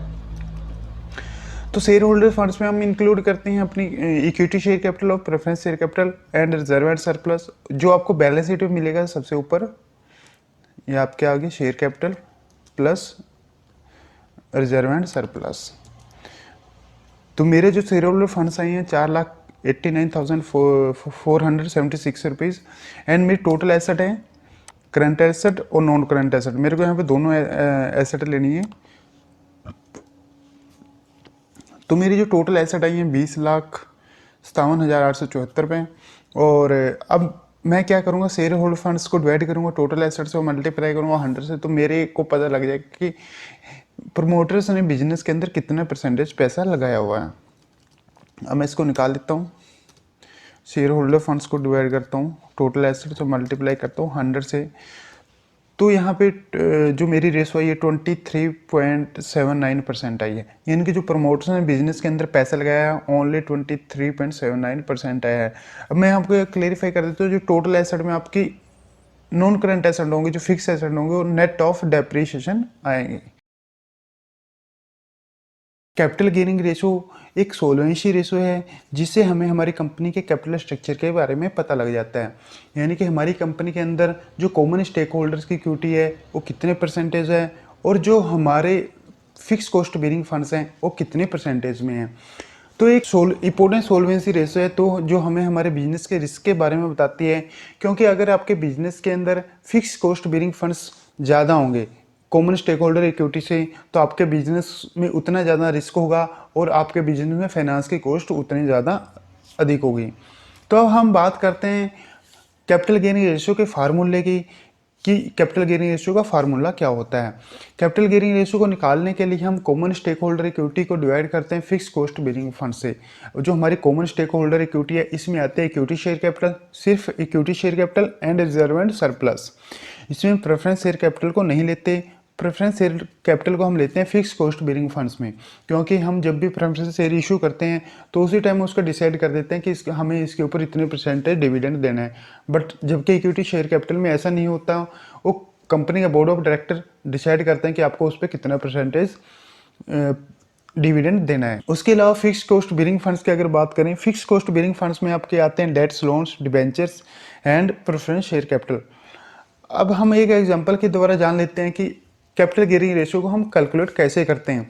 अब मैंने यहाँ पे कुछ फिगर से लिखे हैं बैलेंस शीट के उठा के, जैसे लॉन्ग टर्म लोन मैंने 1.5 लाख है, इक्विटी शेयर कैपिटल 1 लाख है, प्रेफरेंस शेयर कैपिटल 1.5 लाख है और रिजर्व एंड सरप्लस 1 लाख है। अब मैं सबसे पहले मेरे को कैलकुलेट करने अपने कॉमन स्टेक होल्डर इक्विटी, जिसमें आएंगे मेरी equity share capital and reserve and surplus, जो कि मेरे दोनों 1-1 लाख है, तो मेरी 2 लाख आ गई। अब उसके अलावा मेरे फिक्स कॉस्ट बेयरिंग फंड्स हैं long term loan and preference share capital, तो डिबेंचर इसमें नहीं है। अगर कोई और भी फंड्स है फिक्स कॉस्ट बेयरिंग फंड्स तो भी इसमें आ जाएगा। तो ये आ गया मेरे 3 लाख। अब 2 लाख को मैं डिवाइड करूँगा 3 लाख से, तो इसको मैं चाहे अनुपात में निकाल सकता हूँ, परसेंटेज में निकाल सकता हूँ। यानी कि इसको हम ऐसे भी देख सकते हैं कि 2:3 में हमारा जो कैपिटल लगी हुई है, या हम बोल सकते हैं कि 66% हमारा हमने फिक्स कॉस्ट बेयरिंग फंड्स लगाए हैं और 33% हमने equity common stake holders equity अपने बिजनेस के अंदर लगाई है। कि आप एक बैलेंस शीट से कैपिटल गेयरिंग रेशियो को कैसे कैलकुलेट करते हैं। तो सबसे पहले हम फार्मूला देख लेते हैं कि कैपिटल गेयरिंग रेशियो का क्या फार्मूला होता है। कैपिटल गेयरिंग रेशियो का जो फार्मूला होता है कॉमन स्टेक होल्डर इक्विटी, उसको डिवाइड करते हैं फिक्स कॉस्ट बेयरिंग फंड से। कॉमन स्टेक होल्डर इक्विटी का मतलब है जिसका अगर आपके बिजनेस में लॉस होता है तो आपको उसको कुछ पैसा ना देने की जरूरत पड़े, कोई डिविडेंड या इंटरेस्ट देने की जरूरत ना पड़े। फिक्स कॉस्ट बेयरिंग फंड्स होते हैं जिसका आपको लॉस हो प्रॉफिट हो उनको आपसे कोई मतलब नहीं, उनका जो फिक्स रेट है जिस टाइम आपने उनसे पैसा लिया था उतना आपको उनको देना ही देना है, जो भी इंटरेस्ट है या डिविडेंड है। तो कॉमन स्टेक होल्डर में हम शामिल करते हैं अपनी equity share capital and reserve and surplus. उसके अलावा जो भी हमारे फिक्स कॉस्ट बेयरिंग फंड्स में हमारे आ जाते हैं loans, debentures and preference share capital. तो कॉमन स्टेक होल्डर इक्विटी हमें कहाँ से मिलेगी, तो बैलेंस शीट में सबसे पहले हम जाएंगे, यहाँ पे बैलेंस शीट में देखते हैं। तो यहाँ पे हमारे पास शेयर कैपिटल आएगी शेड्यूल नोट 2.1 में, क्योंकि शेयर कैपिटल इसमें प्रेफरेंस शेयर भी है और इक्विटी शेयर कैपिटल भी है, इसलिए हमें इसके नोट्स में जाना पड़ेगा, नोट्स 2.1 में। और यहाँ पे हमें मिल जाएगी कि यहाँ पे प्रेफरेंस शेयर कैपिटल आपकी कितनी है और इक्विटी शेयर कैपिटल यहाँ पे कितनी है। तो आपको सिर्फ यहाँ से इक्विटी शेयर कैपिटल लेनी है और इसमें ऐड करना है आपको रिजर्व एंड सरप्लस, जो आपको मिलेगा नोट 2.3 में। तो यहाँ से मैं इसको ले लेता हूँ। तो मैंने दोनों को प्लस कर लिया है और मेरी जो आ गई है 4,76,724 रुपये मेरी कॉमन स्टेक होल्डर इक्विटी आ गया। अब मैं फिक्स कॉस्ट बेरिंग फंड्स की बात करता हूँ। तो फिक्स कॉस्ट बेरिंग फंड्स में मेरे को लेना है प्रेफरेंस शेयर कैपिटल, यहीं 2.1 से जहाँ से हमने इक्विटी शेयर कैपिटल ली है वहीं पे आपको प्रेफरेंस शेयर कैपिटल मिल जाएगी। और इसमें मैं ऐड करूँगा लोन्स, उसके लिए फिर मेरे को बैलेंस शीट में आना पड़ेगा नॉन करंट लायबिलिटीज़ में, और यहाँ पे मेरे लॉन्ग टर्म लोन्स है तो उसको मैंने प्लस कर लिया है। तो मेरे आ गए 8,48,062 रुपीज़। अब मैं क्या करूँगा, इसको मेरे को कॉमन स्टेक होल्डर को डिवाइड करूँगा मैं फिक्स कॉस्ट बेरिंग फंड से और मल्टीप्लाई 100, क्योंकि परसेंटेज में रेशो मेरे को निकालना है। तो मेरी जो रेशो आ गई है वो 56.21% आई गई है, यानी कि जो भी आपके फिक्स कॉस्ट बेरिंग फंड्स है, जो लोन है और प्रेफरेंस शेयर कैपिटल से आपने जो पैसा लगाया बिजनेस में वो 56.2% लगाया, और जो बैलेंस है आपने कॉमन स्टेक होल्डर इक्विटी से उसको कलेक्ट किया है। तो वर्किंग कैपिटल टर्नओवर रेशो, जैसे इसके नाम से ही पता लग रहा है वर्किंग कैपिटल टर्नओवर, यानी वर्किंग कैपिटल आपकी होती है current asset. In working capital हम दो तरह से कैलकुलेट करते हैं, ग्रोस वर्किंग कैपिटल और एक net working capital. Gross working capital में हमारी इक्वल आती है करंट एसेट के, और नेट वर्किंग कैपिटल अगर हमें निकालनी हो तो हम करंट एसेट से करंट लायबिलिटीज को माइनस कर देते हैं तो हमारी नेट वर्किंग कैपिटल आ जाती है। अब यहाँ पे टर्नओवर से क्या मीनिंग है? टर्नओवर का मीनिंग है आपकी सेल से, रेवेन्यू से, यानी कि आपकी जो सेल हुई है, जो रेवेन्यू है, उसको हम टर्नओवर बोलते हैं। तो वर्किंग कैपिटल टर्नओवर से जो हमें बताती है हमारी जो सेल है और हमारी जो वर्किंग कैपिटल है उस दोनों के बीच के रिलेशन को। इसका जो फार्मूला होता है, हम नेट सेल को डिवाइड करते हैं नेट वर्किंग कैपिटल से। वही जैसे अभी मैंने बताया कि हमारी जो सेल में से हम माइनस करेंगे सेल रिटर्न को, यानी जितना भी हमारा माल जो हमने सेल किया था वो वापस हमारे पास आ गया किसी वजह से, क्वालिटी की वजह से, किसी भी वजह से, तो उसको हम माइनस कर देते हैं सेल में से, तो हमारी नेट सेल आ जाती है। और नेट वर्किंग कैपिटल की हम करंट एसेट से करंट लायबिलिटीज को माइनस कर देंगे तो हमारी नेट वर्किंग कैपिटल आ जाएगी। और जब हम नेट सेल को नेट वर्किंग कैपिटल से डिवाइड करेंगे तो हमारी वर्किंग कैपिटल टर्न रेशो आएगी, जो कि हमारी टाइम्स में आएगी। अब हम एक एग्जांपल के द्वारा जान लेते हैं कि वर्किंग कैपिटल टर्न रेशो को हम कैसे कैलकुलेट करते हैं। तो मैंने कुछ फिगर से लिए हैं बैलेंस शीट की और प्रॉफिट एंड लॉस अकाउंट की, जिससे हम वर्किंग कैपिटल टर्न रेशो को कैलकुलेट करेंगे। जो आपके करंट एसेट और करंट लायबिलिटीज हमको बैलेंस शीट में मिलती हैं, जो सेल और सेल रिटर्न है वो आपको मिलते हैं प्रॉफिट एंड लॉस अकाउंट में। तो अब मेरे को सबसे पहले नेट वर्किंग कैपिटल में कैलकुलेट करता हूँ। तो मेरी जो करंट एसेट है वो 5 लाख है और करंट लायबिलिटीज मेरी 3 लाख है, तो मेरी नेट वर्किंग कैपिटल आ गई है 2 लाख। ऐसे मेरी सेल 6.5 लाख थी, उसमें से 50,000 की सेल मेरी वापस आ गई है, सेल रिटर्न आ गई है, तो मेरी नेट सेल बची है 6 लाख। अब मैं वर्किंग कैपिटल टर्न रेशो निकालने के लिए 6 लाख को डिवाइड करूंगा 2 लाख से, तो मेरा आंसर आएगा 3, यानी कि जो मेरी वर्किंग कैपिटल टर्न रेशो आएगी वो 3 टाइम्स आएगी। कि आप एक बैलेंस शीट से वर्किंग कैपिटल टर्न रेशो को कैसे कैलकुलेट कर सकते हैं। तो अगर आपके पास किसी भी कंपनी की बैलेंस शीट है तो आपको उससे उस कंपनी की वर्किंग कैपिटल टर्न रेशो निकालनी है। तो सबसे पहले हम बात करते हैं फार्मूले की, वर्किंग कैपिटल टर्न रेशो का क्या फार्मूला होता है। तो वर्किंग कैपिटल टर्न रेशो का जो फार्मूला होता है वो होता है नेट सेल, और उसको हम डिवाइड करते हैं नेट वर्किंग कैपिटल से। अगर हम नेट वर्किंग कैपिटल की बात करें तो नेट वर्किंग कैपिटल हमारी होती है current asset minus current liabilities. और ऐसे ही अगर हम बात करें नेट सेल की, नेट सेल का मतलब है हमने जो टोटल सेल किया उसमें जो रिटर्न आ गई है उसको माइनस करके हमारी नेट सेल आ जाती है। तो आपको जो नेट सेल मिलेगी आपको मिलेगी प्रॉफिट एंड लॉस अकाउंट में। तो प्रॉफिट एंड लॉस अकाउंट में जाके आपको यहाँ पे मिलेगा रेवेन्यू फ्रॉम ऑपरेशन, ये आपकी नेट सेल होती है। मतलब मेंस सेल रिटर्न यहाँ पे आपकी मेंस हो जाती है, तो आपको ये सेल यहाँ पे मिल गई है। सेल्स मैंने लिख लिया। अब मैं बात करता हूँ नेट वर्किंग कैपिटल की। तो नेट वर्किंग कैपिटल के लिए मेरे को करंट एसेट में से करंट लायबिलिटीज को माइनस करना पड़ेगा। करंट एसेट ये हमारी सबसे नीचे होती है बैलेंस शीट में, एज पर शेड्यूल 3 की जो बैलेंस शीट आप देखोगे, और करंट लायबिलिटीज आपको मिलेंगी फिक्स एसेट के ऊपर। तो यहाँ से मैंने करंट एसेट में से करंट लायबिलिटीज को माइनस कर दिया है। तो मेरी जो नेट वर्किंग कैपिटल आई है वो 5,26,514 आई है, और जो मेरी नेट सेल वो 32,59,632 आई है। अब मैं क्या करूँगा, नेट सेल को नेट वर्किंग कैपिटल से डिवाइड कर दूंगा, तो मेरी जो वर्किंग कैपिटल टर्न रेशो आएगी वो 6.19 आएगी। तो मैं एक बार फिर से आपको रिवाइज कर देता हूँ। वर्किंग कैपिटल टर्नओवर रेशो का जो फार्मूला होता है, नेट सेल डिवाइड करेंगे नेट वर्किंग कैपिटल से। तो नेट सेल आपको मिलेगी प्रॉफिट एंड लॉस अकाउंट में, नेट वर्किंग कैपिटल आपको निकालने होगा करंट एसेट में से करंट लायबिलिटीज को माइनस करके, और फिर नेट सेल को आप डिवाइड करेंगे नेट वर्किंग कैपिटल से, तो आपकी वर्किंग कैपिटल टर्नओवर रेशो आ जाएगी। तो सबसे पहले बात करते हैं कि इंटरेस्ट कवरेज रेशो क्या होती है। इंटरेस्ट कवरेज रेशो एक तरह से सोल्वेंसी रेशो है, जिससे हमें ये पता लग जाता है कि हमारा बिजनेस इतना प्रॉफिट कमा रहा है या नहीं, कि जिससे हम आप बिजनेस के लिए गए लोनों के ऊपर इंटरेस्ट टाइम से पेड कर पाएंगे या नहीं।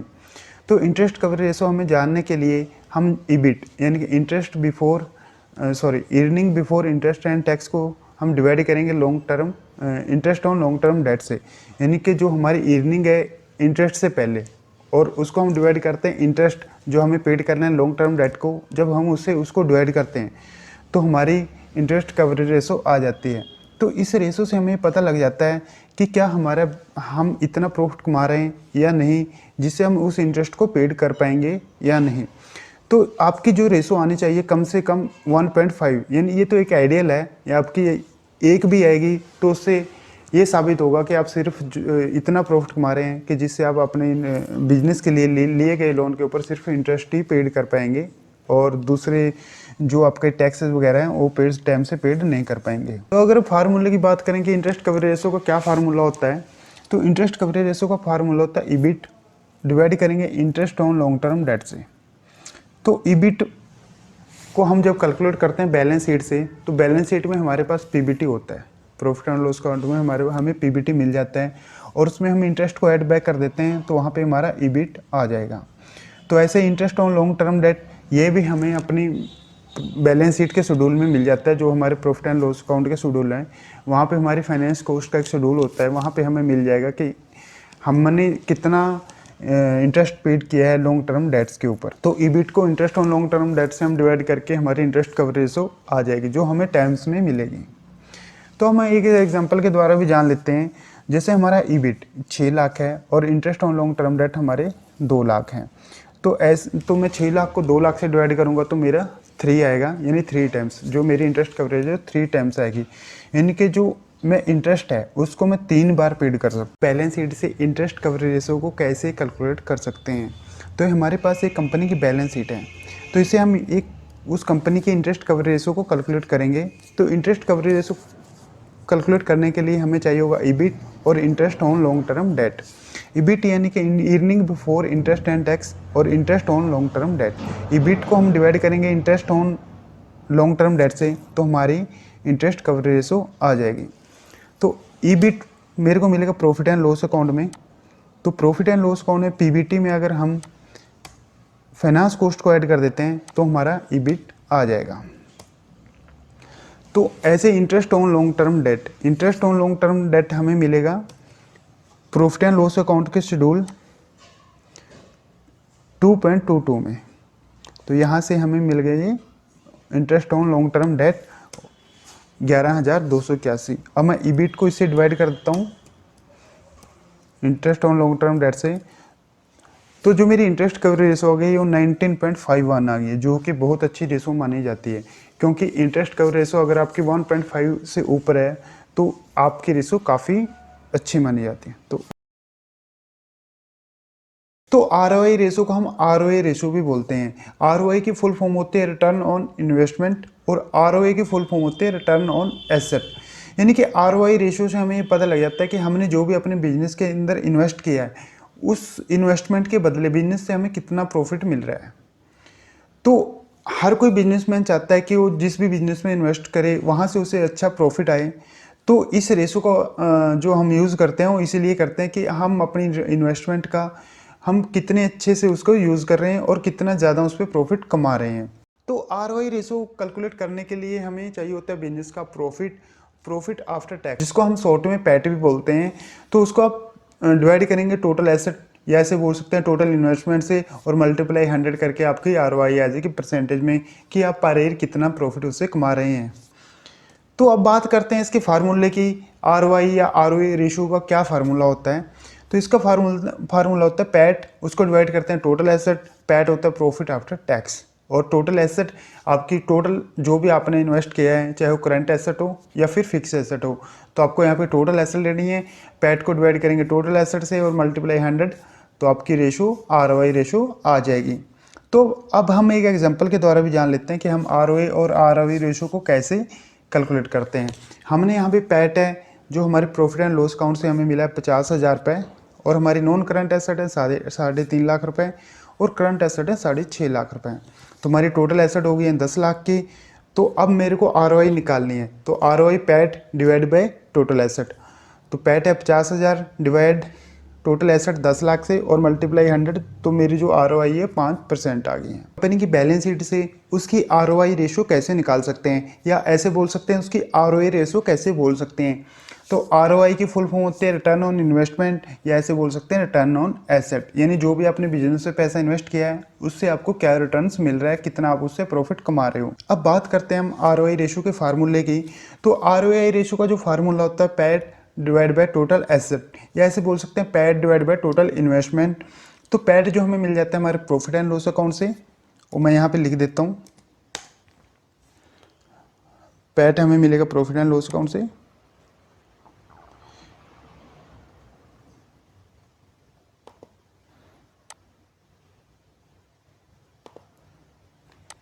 ये मैंने यहाँ पे पैट ले लिया है, और उसके बाद टोटल एसेट मेरे को मिल जाएंगी बैलेंस शीट से। अब मैं इसको पैट को डिवाइड करूँगा टोटल एसेट से और मल्टीप्लाई करूँगा 100 से, तो इसकी जो ROI है 0.41% आई है। तो ROC की फुल फॉर्म होती है रिटर्न ऑन कैपिटल एम्प्लॉयड, तो जिसको हम कैलकुलेट करते हैं EBIT divide by capital employed. EBIT की फुल फॉर्म होती है earning before interest and tax, और उसको डिवाइड करेंगे कैपिटल एम्प्लॉयड से, तो हमारी ROC रेशो आ जाती है। तो ROC रेशो हम कैलकुलेट इसलिए करते हैं ताकि हम पता लगा सकेंगे कि हमारे बिजनेस में हमने जो कैपिटल लगा रखी है उस पर हम सही प्रॉफिट कमा रहे हैं या नहीं। तो ROC रेशो जितनी ज़्यादा अधिक होगी तो बिजनेस के लिए उतनी ज़्यादा अच्छी मानी जाती है। तो ROC रेशो का जो फार्मूला होता है EBIT divide by capital employed, तो EBIT की फुल फॉर्म होती है earning before interest and tax, यानी कि जब आपके पास बैलेंस शीट में PBT होता है तो PBT पे आप फाइनेंस कॉस्ट को ऐड कर दोगे तो आपको वहाँ पे EBIT आ जाएगा।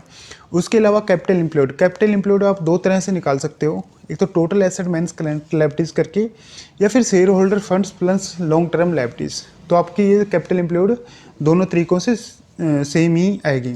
तो EBIT को डिवाइड करके कैपिटल एम्प्लॉयड से तो आपकी ROC रेशो आ जाएगी। तो यहाँ पे हमें एक एग्जांपल के द्वारा जान लेते हैं कि ROC रेशो को हम कैलकुलेट कैसे करते हैं।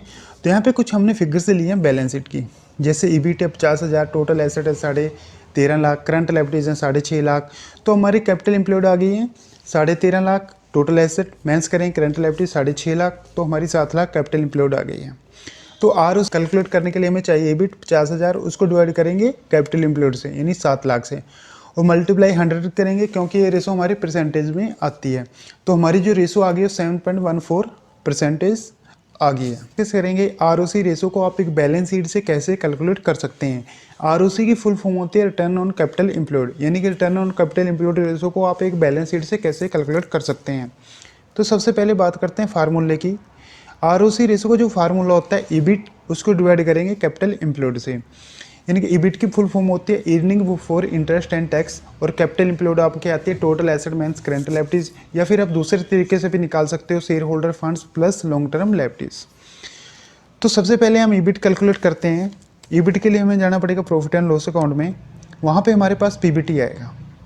तो PBT में हम जब फाइनेंस कॉस्ट को ऐड कर देते हैं तो आपकी EBIT वहाँ पे निकल के आ जाती है। तो मेरी जो EBIT आ गई है 2,20,136 रुपये आ गई है। और कैपिटल एम्प्लॉयड को हम करेंगे टोटल एसेट माइनस करेंगे करंट लायबिलिटीज, तो ये आ गई मेरी 14,25,926। तो कैपिटल एम्प्लॉयड को आप दूसरे तरीके से भी कैलकुलेट कर सकते हो। आप शेयर होल्डर फंड्स में नॉन करंट लायबिलिटीज़ को ऐड करोगे तो भी आपकी ये फिगर्स सेम आएगी। तो हमारी फिगर्स 14,25,926 आ रही है। तो कैपिटल एम्प्लॉयड आ गई हमारी 14,25,926। अब ये रेशो हमारी परसेंटेज में आएगी, इसलिए हम इसको मल्टीप्लाई 100 करेंगे। तो मैं EBIT को डिवाइड करता हूँ कैपिटल एम्प्लॉयड से और मल्टीप्लाई करता हूँ 100। अब जो मेरी रेशो आ गई है वो 15.44% आ गई है। ईपीएस का मतलब होता है कि एक शेयर ने कितना प्रॉफिट जनरेट किया है पूरे साल के अंदर। यानी जो भी कंपनीज का प्रॉफिट होता है उसको हम टोटल शेयर से डिवाइड कर देते हैं, तो उससे हमारा ईपीएस आ जाता है। तो उससे पता लगता है कि कंपनी कितनी प्रॉफिट में चल रही है। क्योंकि अगर एक शेयर होल्डर को एक शेयर को ज़्यादा प्रॉफिट मिलेगा तो इसका मतलब कंपनी अच्छी ग्रोथ कर रही है और अच्छा प्रॉफिट जनरेट कर रही है। तो अगर हम इसके फार्मूले की बात करेंगे, ईपीएस का क्या फार्मूला होता है। ईपीएस का फार्मूला होता है पैट मीन्स प्रेफर्ड डिविडेंड, और उसको हम डिवाइड करते हैं weighted average number of share से। यानी कि जो पैट मतलब PAT profit after tax, PAT की फुल फॉर्म होते हैं प्रॉफिट आफ्टर टैक्स, उसमें से हम जो हमें प्रेफरेंस शेयर होल्डर है उनको जो डिविडेंड देना है, क्योंकि उनका डिविडेंड फिक्स होता है। जिस भी परसेंटेज पे हमने उसको शेयर होल्डर को इशू किया जाता है, उसके बाद जो प्रॉफिट बचेगा वो हमें इक्विटी शेयर होल्डर में बांट देना है। अब हम एक एग्जांपल के द्वारा जान लेते हैं कि ईपीएस को कैसे कैलकुलेट करते हैं। सपोज करो कंपनी के पास जो प्रॉफिट आफ्टर टैक्स है, टैक्स देने के बाद जो प्रॉफिट बचा 50 लाख था, उसके बाद जो हमने प्रेफरेंस शेयर होल्डर को डिविडेंड दिया वो 10 लाख दिया, तो हमारे पास जो प्रॉफिट बच गया है इक्विटी शेयर होल्डर्स के लिए वो 40 लाख बच गया है। अब हमारे पास जो weightage number of share outstanding थे वो थे 4 लाख। इन नंबर्स ऑफ 4 लाख में नंबर्स में है 4 लाख, तो हम 40 लाख को 4 लाख से डिवाइड करेंगे तो हमारी जो ईपीएस आएगी वो 10 रुपीज़ आ जाएगी। आप एक बैलेंस शीट से ईपीएस कैसे निकाल सकते हैं, यानी कि आपके पास किसी कंपनी की बैलेंस शीट है तो आपको उस कंपनी की ईपीएस निकालने हैं, यानी कि अर्निंग पर शेयर निकालने हैं, तो आप कैसे निकालोगे। सबसे पहले बात करते हैं फार्मूले की कि ईपीएस का क्या फार्मूला होता है। ईपीएस का जो फार्मूला होता है profit after tax minus preference share holder dividend, यानी प्रेफर्ड डिविडेंड, उसको हम डिवाइड करते हैं weighted average number of share outstanding से। तो जो हमारा इस पैट आफ्टर डिविडेंड है, तो हमारा जो पैट है वो हमें मिल जाता है प्रॉफिट एंड लॉस अकाउंट में। यहाँ से हमें पैट हमने ले लिया है, तो प्रेफरेंस डिविडेंड हमारा इस बैलेंस शीट में नहीं है। अगर कोई हमने प्रेफरेंस शेयर होल्डर को कोई डिविडेंड डिक्लेयर किया तो इसमें से माइनस हो जाएगा। और उसके बाद हमारे weighted numbers of share outstanding, तो weightage average number of share outstanding कैसे कैलकुलेट होगी वो मैंने यहाँ पे नीचे आपको समझा देता हूँ। जैसे आपके पास ओपनिंग जो शेयर थे आपके 1,06,564 थे, जो 150 दिन तक रहे आपके। 150 दिन के बाद आपने क्या किया, कुछ शेयर्स को रिडीम कर दिया, जो आपके शेयर रह गए 13,796। तो 265 दिन आपके शेयर रहे 13,796। तो हम इसको जैसे मल्टीप्लाई करेंगे डेज से ओपनिंग शेयर्स को, और उसके बाद जो भी हमारी फिगर्स आएगी टोटल करके उसको हम 365 से डिवाइड कर देंगे, तो मेरे जो वेटेज नंबर्स ऑफ शेयर आएंगे वो 51,920 आ जाएंगे।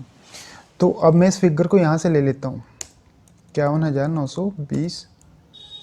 तो अब जो मेरी ईपीएस आई है, अब मैं प्रॉफिट को डिवाइड करता हूँ इससे वेटेज नंबर ऑफ शेयर से, तो जो मेरी अर्निंग पर शेयर आई वो 16 पैसे पर शेयर आई है।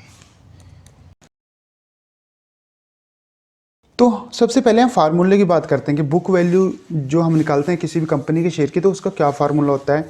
उसका फार्मूला होता है इक्विटी शेयर होल्डर फंड्स, उसको डिवाइड करते हैं हम नंबर्स ऑफ इक्विटी शेयर से। इक्विटी शेयर होल्डर फंड्स, जो भी आपके टोटल शेयर होल्डर फंड्स आएंगे उसमें से आपको माइनस कर देना है प्रेफरेंस शेयर होल्डर्स के जो फंड्स हैं, उसको आपको माइनस कर देना है, तो आपके इक्विटी शेयर होल्डर फंड्स आएंगे। यानी कि उसमें आके आपकी इक्विटी शेयर कैपिटल और रिजर्व एंड सरप्लस। उसके अलावा उसको आपको डिवाइड कर देना है नंबर ऑफ इक्विटी शेयर से, यानी कि जो आपके नंबर्स ऑफ इक्विटी शेयर, क्योंकि शेयर होल्डर दो तरह के होते हैं, जैसे मैंने बताया इक्विटी शेयर होल्डर और preference share holder. Preference share holder आपको यहाँ पे नहीं लेने, सिर्फ numbers of equity share holder लेने हैं, सिर्फ इक्विटी शेयर होल्डर। तो इक्विटी शेयर होल्डर फंड्स को आपको डिवाइड करना है नंबर ऑफ इक्विटी शेयर से, तो आपकी क्या है उस कंपनी के शेयर की बुक वैल्यू आ जाएगी, पर शेयर की बुक वैल्यू क्या है। चलो हम इसको कैलकुलेट करते हैं। तो इक्विटी शेयर होल्डर फंड्स हैं जो आपको मिलेंगे बैलेंस शीट में, यहाँ पे आएंगे टोटल शेयर कैपिटल आपके यहाँ पे आ रखे हैं और रिजर्व एंड सरप्लस आ रखे हैं, जो कि 4,89,476 रुपीज़ है। तो अब हमें क्या करना है, इसमें क्या है प्रेफरेंस शेयर होल्डर इसमें इंक्लूड है, तो हमें इसके नोट्स में जाना पड़ेगा 2.1 और 2.2 में। वहाँ से हमें क्या करना है, वहाँ से हमें इसकी जो इक्विटी शेयर होल्डर कैपिटल है वो यहाँ पे ले लेंगे, इक्विटी कैपिटल जो हमारी है 13,796 रुपये। और उसके अलावा फिर बैलेंस शीट में हम आ जाएंगे, यहाँ से हम ले लेंगे रिजर्व एंड सरप्लस। तो हमारा जो total equity share holder funds आ गए हैं वो 76,724 आ गए हैं। और नंबर ऑफ इक्विटी शेयर, अब नंबर ऑफ इक्विटी शेयर भी हमें मिलेंगे नोट 2.1 में। तो हमारे जो नंबर्स ऑफ इक्विटी शेयर हैं वो 13,796, 13,796 हमारे total numbers of equity share हैं जो आपको यहाँ पे मिलेंगे। अब मैं क्या करूँगा, इक्विटी शेयर होल्डर फंड्स को नंबर ऑफ इक्विटी शेयर से डिवाइड कर दूंगा तो मेरे शेयर की बुक वैल्यू आ जाएगी। तो मेरी जो इक्विटी शेयर की बुक वैल्यू आई है वो 34.56 पर शेयर आई है। दोस्तों, जब भी आप किसी बैंक के पास जाते हो अपनी कंपनी की बैलेंस शीट लेके लोन लेने के लिए, या आप किसी भी इंटरव्यू में जाते हो, तो वहाँ से आपसे पूछा जाता है कि आपकी कंपनी का कैश प्रॉफिट कितना है। तो आप शायद जब भी आप देखते हो कि बैलेंस शीट में तो कैश प्रॉफिट कहीं लिखा नहीं होता, तो मैं आपको बताता हूँ कि कैश प्रॉफिट को हम बैलेंस शीट से कैसे कैलकुलेट करते हैं और ये होता क्या है। दोस्तों, जब भी हम बैलेंस शीट के प्रॉफिट एंड लॉस अकाउंट में जाएंगे तो वहाँ पे हमें देखा जाएगा कि हम जब अपने प्रॉफिट एंड लॉस निकालते हैं, वहाँ पे हमें दो तरह के प्रॉफिट हमें देखने को मिल जाते हैं। एक तो प्रॉफिट बिफोर टैक्स यानी कि पीबीटी, और दूसरा प्रॉफिट आफ्टर टैक्स यानी कि पैट। बट इस पर हमारा जो प्रॉफिट एंड लॉस अकाउंट है उसमें हमारा कैश प्रॉफिट कहीं नहीं लिखा हुआ। तो कैश प्रॉफिट कैसे कैलकुलेट करते हैं और मैं आपको बताता हूँ। हमारे जो भी खर्चे होते हैं प्रॉफिट और लॉस अकाउंट में, वो उसमें दो तरह के खर्चे होते हैं। एक तो एक्सपेंसेस होते हैं जिस एक्सपेंसेस के अगेंस्ट हम कंपनी से कैश पेड करते हैं या बैंक से पेमेंट उसकी करते हैं, उन खर्चों के अगेंस्ट जिससे हमने वो खर्चा किया है, जैसे किसी से कोई सर्विस ली है या फिर किसी से परचेज़ किया है, तो उसके अगेंस्ट हमें अपनी कंपनी से कुछ ना कुछ उसको पेमेंट करनी होती है। दूसरा खर्चा ऐसा होता है कि उसके अगेंस्ट हमें ना तो कोई कैश में पेमेंट करनी है और ना ही, क्योंकि ना तो हमने कोई सर्विस ली होती है और ना ही हमने किसी तरह की उससे परचेज़ की होती है। तो वो खर्चा होता है डेप्रीशिएशन। क्योंकि डेप्रीशिएशन से क्या होता है कि उससे हमारी जो मशीनरी की वैल्यू है, बिल्डिंग की वैल्यू कम हो जाती है, बट उसके अगेंस्ट हमें किसी को पेड करने की ज़रूरत नहीं होती, क्योंकि वन टाइम हम पेड कर चुके होते हैं जिस टाइम हमने उसको कैपिटलाइज किया था।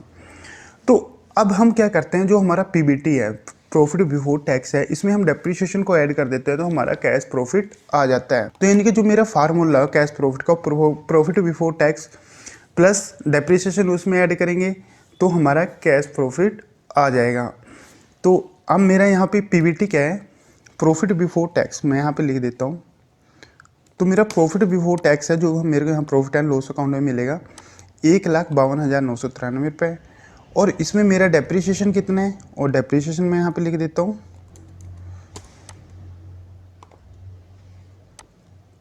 डेप्रीशिएशन है मेरा 71,367 रुपये। तो अगर मैं अब मेरे को क्या करना पड़ेगा, इस दोनों को मैं टोटल कर देता हूँ।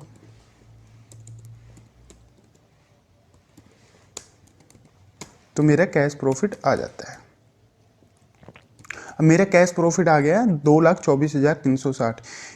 यानी कि कैश प्रॉफिट निकालने के लिए हमें पीबीटी में डेप्रीशिएशन को ऐड करना पड़ेगा तो हमारा कैश प्रॉफिट आ जाता है। तो ओके दोस्तों, थैंक यू। तो दोस्तों, सबसे पहले बात करते हैं कि ईबिटा होता क्या है, इसकी फुल फॉर्म होती क्या है। जो ईबिटा की फुल फॉर्म होती है, earning before interest tax depreciation and amortisation.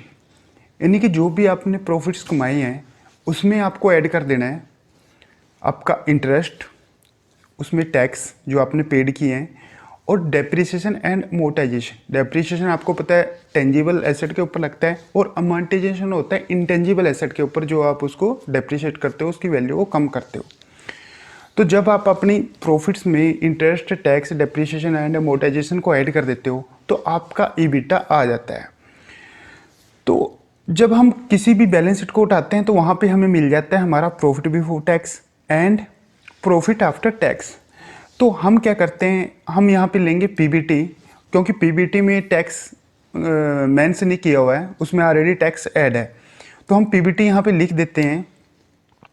तो पीबीटी हमारा 1,52,993 रुपये है।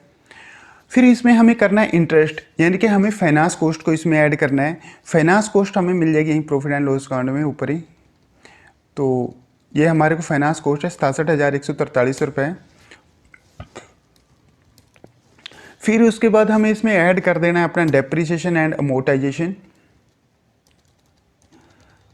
डेप्रीशिएशन ये हमारा है यहाँ पे 71,367 रुपये। अब हम इसको टोटल कर देंगे।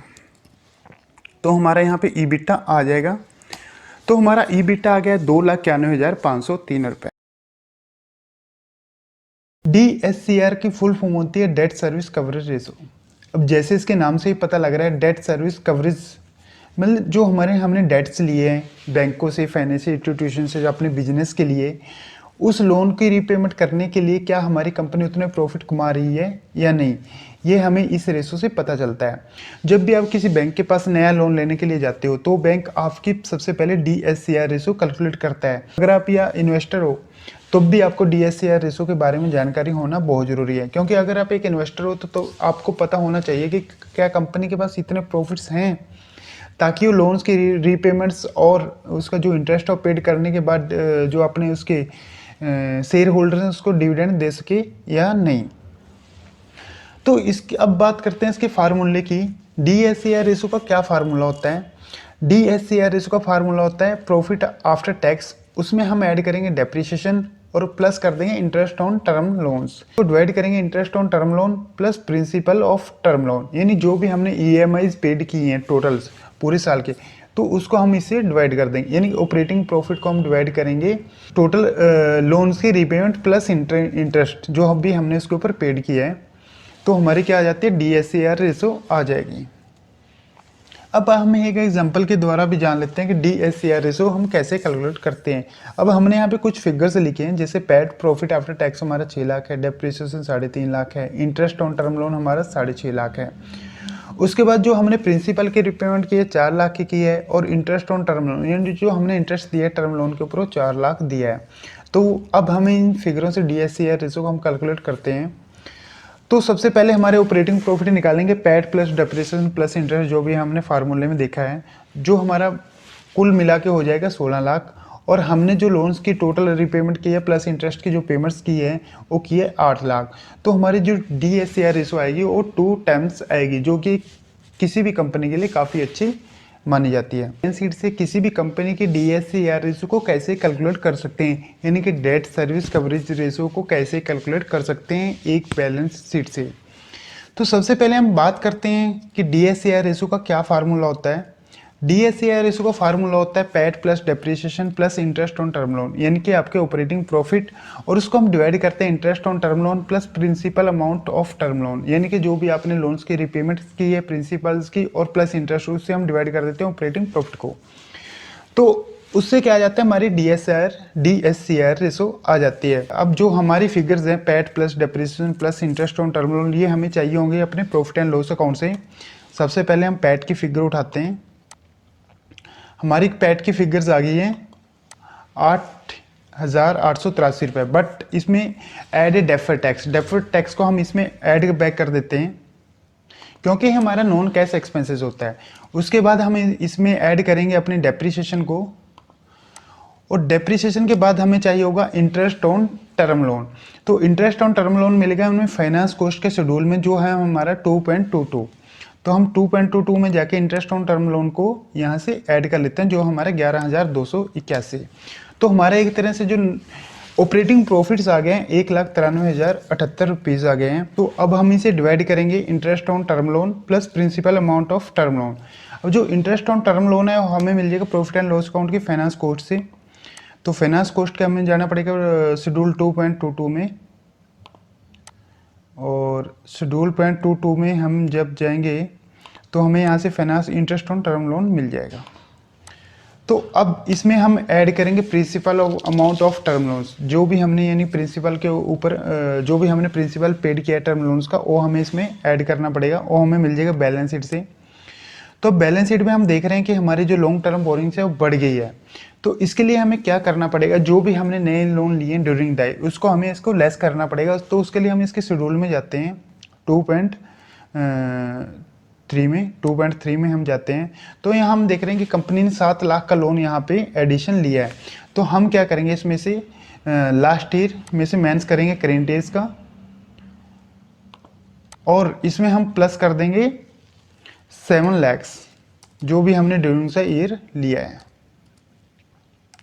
तो हमारी interest on term loan principal amount of term loan की जो हमारी रीपेमेंट्स आ गया वो 1,06,735 रुपये आ गए हैं। अब हम क्या करेंगे, जो हमारे ऑपरेटिंग प्रॉफिट्स है उसको हम डिवाइड कर देंगे जो भी हमने लोन्स के ऊपर पेमेंट्स किए हैं। तो हमारे जो आ गया DSCR रेशो आ गया 1.81 आ गया। तो ओके दोस्तों, थैंक यू।